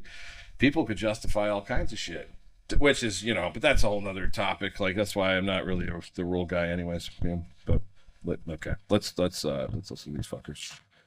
Federalist papers? No. Do you realize there's Federalist papers, there's the Anti-Federalist papers? Yes. These were compromises which were made from the original Articles of Confederation. What did suffrage mean to Originally, the 39, I believe it's 39 out of 50 delegates who signed the Constitution, only 3 were deists. Most of them were Protestants, loyalist Protestants, by the way. And on top of all of that, most of them wanted only white states and made it very clear they only wanted white states. They put that into the very ethos of what they considered Americana. Do I think that modern liberalism is looking at any sort of people group? No. Is modern liberalism looking at any sort of like cultural environmentalism in order to like say, hey, this is what America is? No. All you can appeal to is systems. That's it. That's all you have is a system. Liberalism is a system of life, liberty, pursuit of happiness, and ingenuity, whatever the fuck that means. Doesn't even mean anything. Of course. It's just what? What do you mean? What is life, liberty, and my life? Life, to live, to be alive. And we can even expand upon that into living well, being happy with your life, living a life that you Even if enjoy. you don't want to be happy, can you do it on purpose and live miserably? I don't know. I don't think so. It's your right to life. Well, Well, I wanna be but well, I'm that's my fucking right. we're just it's your right to live, and it's your I mean, I'm not saying that it actually is anyone's right to live, but I'm saying that that's what life means. Life, we have liberty. Liberty is freedom. That means, and basically they're talking about self autonomy, right? Like I get to make decisions about me and my life, and the pursuit of happiness is pursuing happiness. I don't know that we need to expand upon that. So that's what that means. So what's happiness what to you? do you think is well, that's whatever you think that happiness is. Oh, what if I like to kill people? Well, And that makes me go ahead. happy. Then I say I have knock the right yourself to out. pursue it. I like to kill people that like to kill people. You know what I mean? And it seems like a dangerous road to go down. Yeah, I guess. But the thing is what's honestly failed to be considered in any of this is actually that, like, in order for someone to go, like, I don't know, you ever point a gun at somebody with the actual, like, potential desire to kill them? You know, most people haven't. You know, but if you've ever been in a situation where, like, murder was on your mind, you know what I mean, and you were there about to go do it, this is not necessarily an easy thing to do. Okay, like the programming that goes into dehumanizing the opposition in warfare is like there's a lot that goes into that. Sure, right? They've come up with new terms and everything, because just going and fucking killing somebody, it's not so simple. You got to be a different kind of person to do that, and chances are, if you have the fucking, I don't want to say toolkit. Yeah, if you have the programming to even, like, be able to do that, like, to actually bring yourself to do that, you probably grew up in a really fucking a highly highly stressed environment. Okay, you grew up with a lot of stress, and probably survival was a real concern for you. Okay, so but most people in our modern society, that's not the case for. Okay, so it's like it is emotional distress that actually promotes that. Okay, so you could say that, oh, it makes me happy to kill people, but you know, there's a very, very small minority of people that's actually true for. And of course, there's going to be outliers. Generally speaking, people just want to live their lives, and they, you know, now if we're talking about how my happiness interferes with someone else's happiness, well, that's called conflict. Those are called conflicts of interest, and we have to resolve them somehow. And we talked about that earlier, like with, talking about it, hashing it out. If we need a third party to come in and mitigate, or you know what I'm saying? It, like there's all different kinds of ways to arrive at compromises. And if it ultimately comes down to it, then yeah, winner of the battle fucking calls the shots, I guess. You know what I mean? Devo up in this bitch. But you know, but for the most part, that's like, you know, this whole idea that that the pursuit of happiness somehow leads to everyone's just a bunch of heathens that want to go around and just kill everybody and steal everybody's shit and stuff like that. Like, most people, like, I want to be treated in a certain way, and so I give other people this general same respect. And it seems to me that people unaffected, or I'm sorry, people that are of that their brains operate optimally because they haven't been bombarded by distress throughout their lives, or we're just able to cope with it really well. They don't have those desires. They don't walk around with a desire to hurt people. You know what I mean? So let them pursue their happiness, and if they get it, then it's a good bet that they'll respect other people's right to life and liberty. Yeah, you know what I mean? Like, you know, obviously there's going to be exceptions to that, but they are fucking exceptions, not the rule. You know, but it just gets lost along the way. You know what I mean? And the trying to control people is actually the thing that it's the highest stressor that there is. It's the thing that leads to the degeneration. And you remember our talk about traffic lights? Remember when you agreed with me about red lights and shit? Now we need red lights. Liberty in pursuit of happiness, I could completely amend the First Amendment and still do all of those things. I think the issue is that most of the country would oppose you amending the First Amendment because the First Amendment is foundational to what makes America great. So what? So what if most of the country opposes it? It's built into liberalism. If all it is what opposition, matters if the whole country opposes it is because, like, America is this consensual emergence of a bunch of people that believe in something. And what if we decide that we don't believe in the First Amendment anymore and amend it? What's un-American? Do you not believe? Wait, hold on. There's a contradiction there. If most people oppose it, then it literally can't happen. Right. So I get it. Just let him. It's just. I think most people pick up on that. I don't know. She didn't. She just. Why did she say that? That seems like. Yeah, you're right. Because she's stupid. I mean, that's the. Nah, dude. In real time in the debate, you know, it's not so easy to pick up on everything. Even the First Amendment anymore? That has nothing to do with the argument. What is un-American about amending the First Amendment? Well, again, the American is this ethos. It would be technically constitutional, but I would argue that it would be a bad constitutional move, and I think it would violate the Founding Fathers. And I think the Founding Fathers were onto something when they made that first separation of free speech and separation of church and state. Should we adhere to everything the Founders said or no? No, not necessarily. Well, then who cares if we violate it? There's Who principles. cares? What do you mean? Who cares? Yeah. See, that's what I don't like. She thinks she's the be all and end all. Like, if you could change it, you could change it. If you can't, you can't. You can't pick and choose. Yeah. It's either majority rules or it doesn't. Yeah. Well, I mean, we could call that a failure of the democratic experiment if actually a leader gets elected and then creates an amendment that he could be the fucking king and dissolve all the other amendments. And so he does. And then it becomes a monarchy or some kind of dictatorship. Well, then it failed. It didn't work because the people literally voted for that, which means that it must not have been working. So that is built into the system. And if it goes that way, then so it goes that way. It's a good bet that the general population wanted it. Yeah. And probably the, like 75%, or no, what is it to get an amendment like that in? Like, I don't remember. I don't know. I think it's like, it's ridiculous. It's a lot. Yeah. It's a lot. Yeah.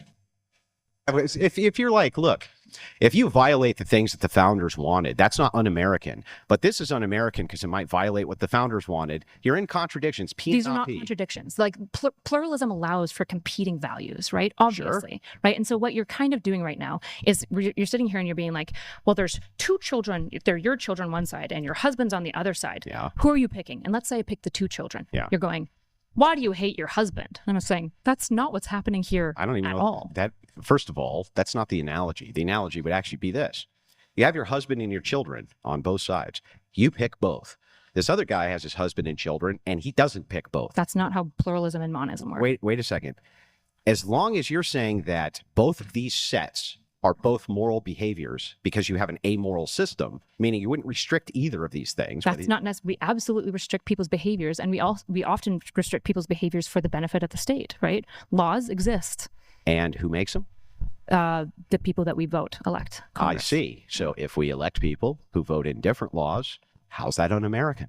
So it would be against the American ethos if a whole bunch of Christian nationalists, for example, convince people that we should actually reduce things like liberty. I think that we would be moving away from. You wouldn't be reducing liberty. Absolutely. It would just be a different kind but of if you liberty. start imposing church into state, for example, and the only religion that you can practice is Christianity, that would be violating liberty. How, if we amend the process, how? Even if you amend the process. So you can amend the process to make us a less free nation. But what I would say is that would be wrong. That would be un-American. Yes. How? Because America is built on life and liberty. America is built on the fact that you can amend America. No, America is built on. Dude, that is a fucking good point that she just raised there. And actually, I've seen him debate many people on this subject, and everybody gets fucking walked into the trap.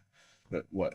No, I'm just hurt my ears. Everybody gets walked into the trap to where it's weird, man. Like they can't seem to just say that, yeah, you can do that. It's okay to do that if it happens, but but I don't think it's right. That like doesn't seem to be falling for that. But she actually gave a good counter. It would violate liberty. Like it would violate liberty, which is the so basically he's saying no. This is actually it's this document right here. But then she's saying no. There's an underlying principle that document was meant to achieve. Yeah, she's right. He just wants to use one single part of what the founding fathers were doing to just try to get what he thinks it should be. Yeah. Instead of using the whole thing, because it's a checks and balance system. Like if you want this, that's fine. It's got to check this box, and then we're gonna go down. We're gonna go down. And we're gonna read this. And does it check this box? Does it skew anything? Fuck anybody over? Does it not account for one again? And all these have to talk and coincide to move forward for it to be cohesive. Yeah. So he's going to refute the underlying principle, which was life, liberty, and the pursuit of happiness, and say that's just meaningless gibberish. With the pauses right there, how many ugly faces do you think we could get not so erudite in? Probably not too many. Draper has a fan. That's not like that at all.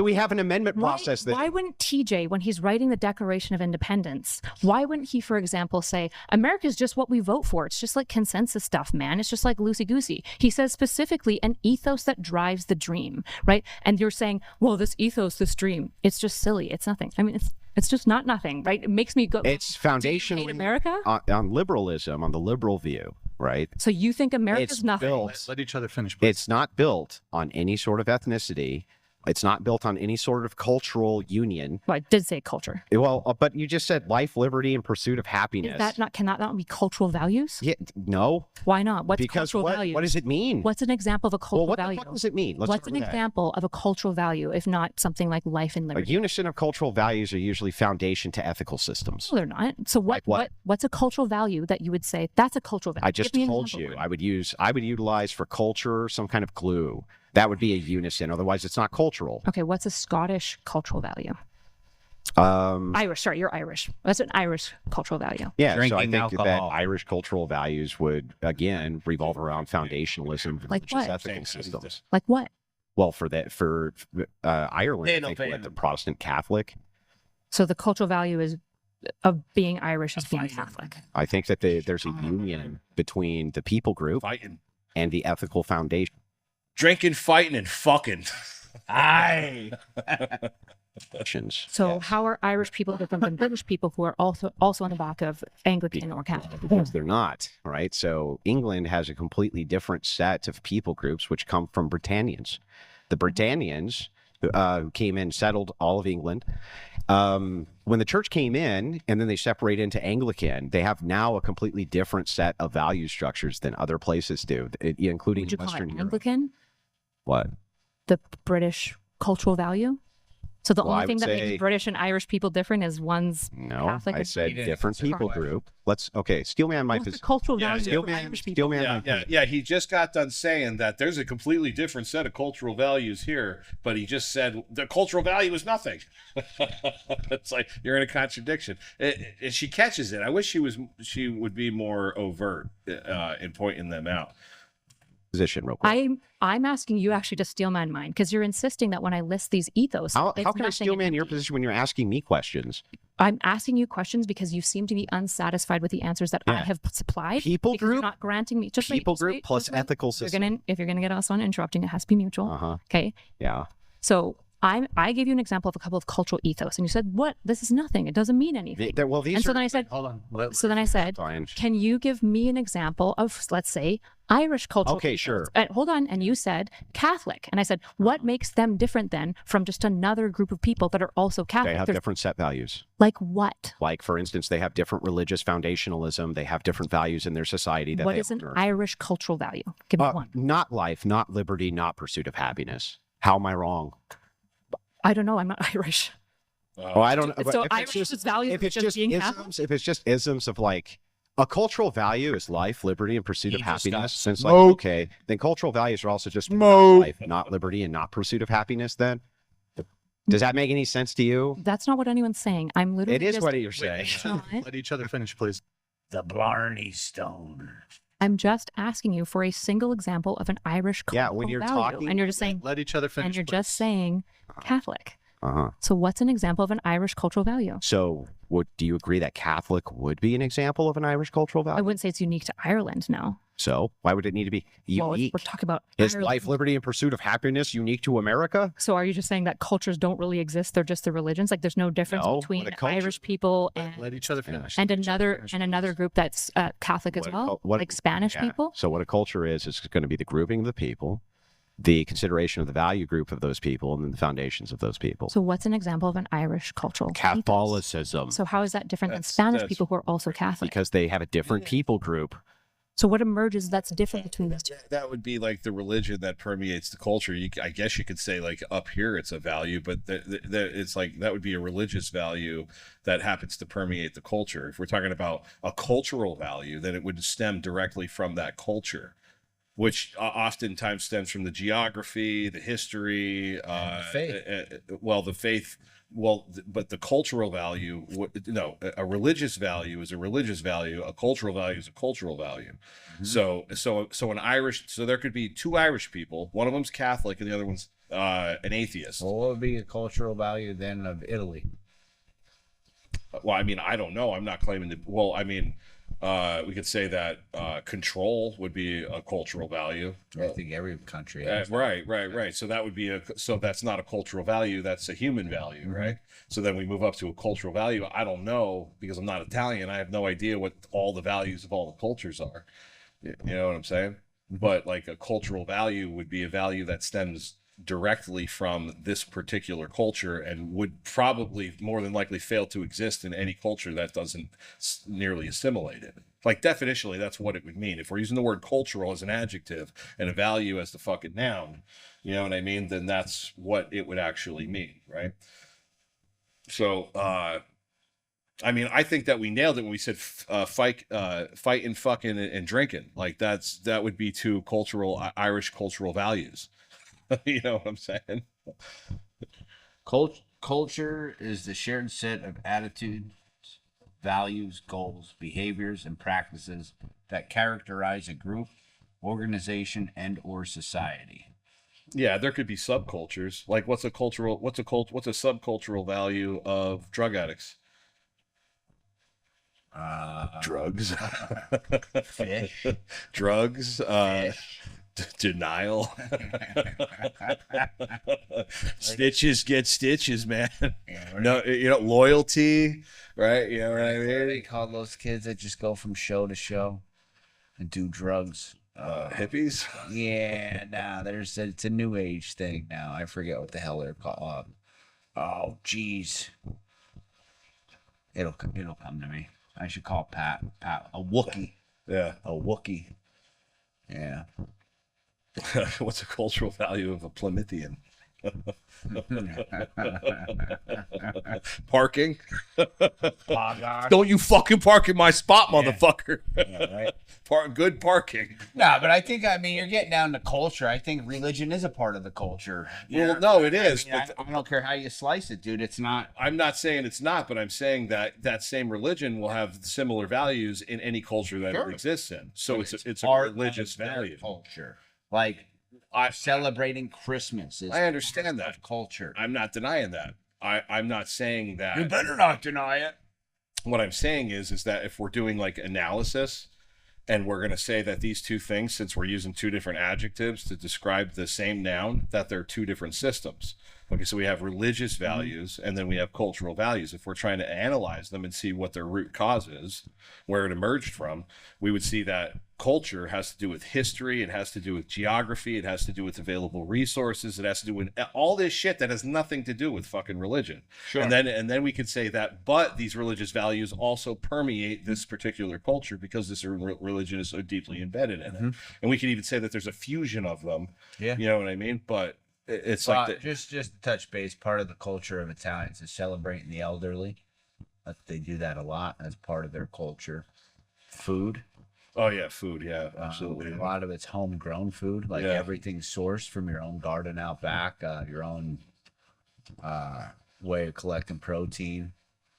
You know, strong family values and hard work. You know, and art. I mean. You know. Yeah, that sounds now that you mention it, that all sounds like it follows, but I mean I don't really know much about Italy, you know what I mean? But here we go. Too good. Language, customs, orders, values. Not just values. No, of course not. Of course not just values. They can have, actually they have a lot of shared values. Sure, of course, yeah. But again, you have to take the people group, then you have to take the social orders, you have to take the foundationalism in order to create culture. For you, you're saying... He still hasn't named a value. Life, liberty, pursuit of happiness. Now, I gave you concrete examples of cultural values. Can you tell me what this... Fucking name a single one. Love it, bro. Love it. Right there. She's like, like, you did? I'm pretty sure you definitely fucking didn't. Means? What does that mean? So if we're talking about the culture of people, I think one of the relevant things for the American culture might be, not excluded to, the founding fathers and what they thought. You know, the founding of the entire nation kind of matters. Yeah. So in the Declaration of Independence, for example, Thomas Jefferson outlines life, liberty, and the pursuit of happiness. So that is a unique thing, a unique hallmark of being. Jefferson did. I just want to say something too. At the end of this, he fucking starts trashing her for being bad faith and shit like that. That was about as bad faith as anybody could be in a fucking debate. But hey, man, I don't think that bad faith is necessarily bad. You know, it's too much of it. Just not faithful. It's too much of it's fucking exhausting. You know what I mean? But yeah, didn't sign the Constitution. That doesn't mean that he didn't write the Declaration of Independence. We're talking about the Declaration of Independence. The Declaration of Independence was a propaganda piece built on an axiom which said under God, right? So as an American, you just don't care about the Declaration of I'm Independence. saying that when we're talking about foundationalism, the reason I bring We're up not that talking about Jefferson didn't foundationalism. sign the Constitution, we are. Nope. We're talking about value. I'm sorry, man. That it was a propaganda piece, but it wasn't just a fucking propaganda piece. You're gonna tell me that the dude who wrote that thing didn't believe in what he was saying, and that a bunch of people didn't also believe in it? Like, come on, bro. Value structures. You're saying that I'm life, trying to liberty, and figure out- pursuit of happiness. You're saying life, liberty, pursuit of happiness is the foundation of Americanism. Nope. Then what is?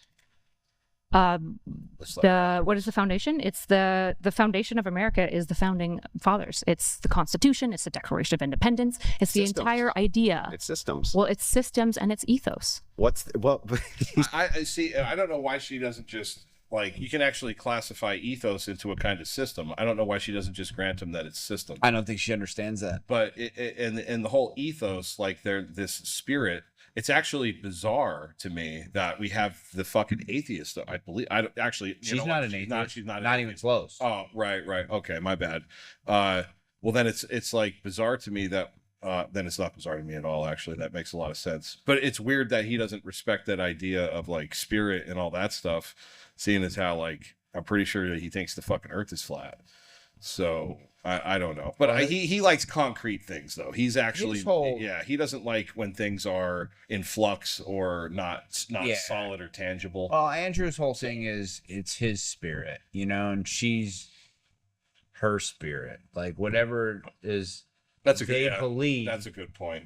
So that's what they want. Yeah. I mean, it's just listen, man.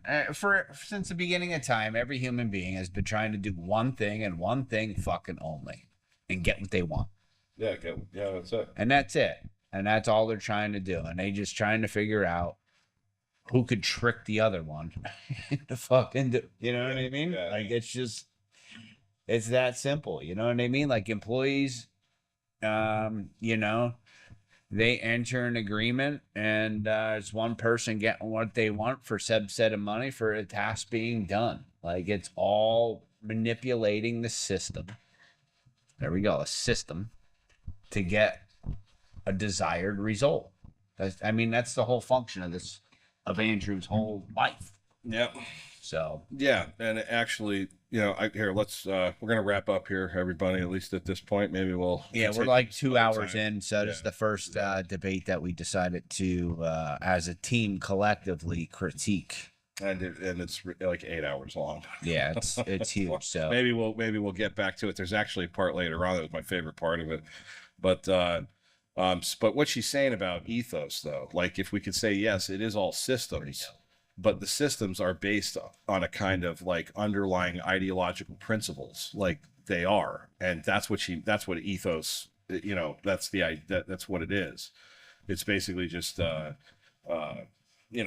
it's underlying systems or of belief. It's just a bunch of beliefs. It's a bunch of ideas and things that generate a certain kind of attitude across the particular, among enough of a group of people to where they all feel the same way about it.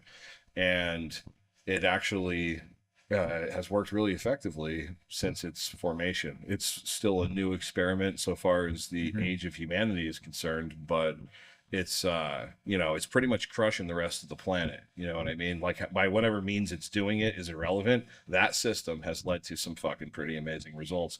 So much so that I honestly believe that if you were to go back in time, like not even that far, go back 200 years, we'll go back before the founding of the nation, go back 300 years and tell somebody and describe what we have today to them, they would think that this was some kind of fucking utopia. You know what I mean? Like if you don't describe all the insanity, like just like in terms of resources, technology, comfort levels, death aversion, like all of that shit. Like if you were to take all of that and explain that to somebody from back then, this would be a utopia. It is a utopia, dude. My life's pretty easy overall. Yeah. I mean, I'm going home right now. I'm going to open up my fridge. I'm going to get drinks that were delivered to my house right. from another guy that works for not that much money. He brought it right to my house. It's in a fridge that keeps cold. I don't have to fetch ice. I don't have to keep harnessing protein so I can eat. You know, I have a deep freezer full of steaks, beef, sausage, pork, tuna that I caught. I mean, it's easy. It's really not that hard. I'm not eating salted meat. Yeah. I don't know. And if I get a little too chilly, I hit a little button on my wall. Gets warm. In the summer, if it gets too hot, I hit the opposite button. Push it down, it gets cold. It's pretty easy, man. It's pretty good. So just to wrap up here so far, it seems to me that he's arguing on behalf of a more concrete system for his ideology, where she's just pointing to a bunch of words and saying that these words mean this, right? But the truth is, and he's making light of that. But it's like, if you say life, liberty, and the pursuit of happiness to pretty much anybody, they kind of get a general idea what the fuck you're talking about. Yeah. And it does appear that if you actually psychologically look at the hierarchy of values that exist within a person by analyzing their behavior or psychoanalyzing or profiling them, you'll find that survival, freedom, and pleasure are in fact the highest fucking values that they have. You know what I mean? Like for everybody, like they're at the top, and having those values threatened or damaged is actually that's actually the only cause of harm. That there's like literally everything that causes harm falls into those categories. And I don't know, I actually agree with her so far. And I think that he's,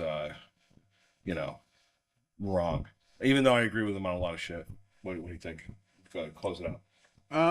I mean, Andrew wants what he wants, and I don't think he cares if he harms millions of people to get what he wants. You know, I think he throws some misleading information out there.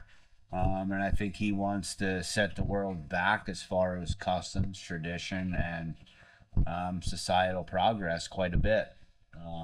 I don't think he has the intention to hurt people, though. I think he really well, yeah, he does. I don't think I think he knows it's going to hurt people, and he just thinks it's for the better. Yeah, and he's not doing it because he's a bad person, like it's intentional. Yeah, like a utilitarian type. Right, stuff. Like, let's say they ban OnlyFans, which he would love. Okay, so now what does that do to the women who are making money from that? Well, it makes them better.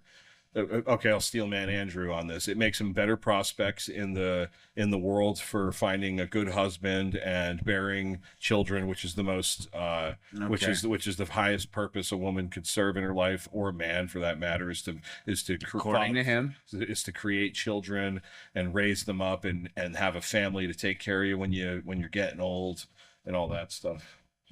Yeah, some people that's the highest honor. Well, that would be his right. For some people, and I actually some people devote their lives to finding a medication to cure diabetes, and they don't care about having kids. It's not what they're here for. And to further steelman him, I think that he would say that if the culture was to adopt these Christian values and it determined the collective attitude of the collective social attitude of the nation, then people would just do that and be happy to do so. Therefore, it wouldn't be harmful, right? You know what I mean? Yeah. And my only contention with that is that I just think the night is always darkest before the dawn, and we, rather than go backwards in time, we should continue to move forward and actually evolve into whatever fucking state we're meant to go to. Yeah, I think that's what she just wants to keep progressing forward, and he wants to pause it and go back. Yeah. That's a good, you know what? And I think that is a good wrap-up statement, man. That's a great way to end it. Deuces. All right. Hey, y'all, subscribe. There's a bell. You want to get every notification. You don't just want to get some of them. Click on that thing and make sure you select the right thing. And we'll catch you next time. Take care. Good night now.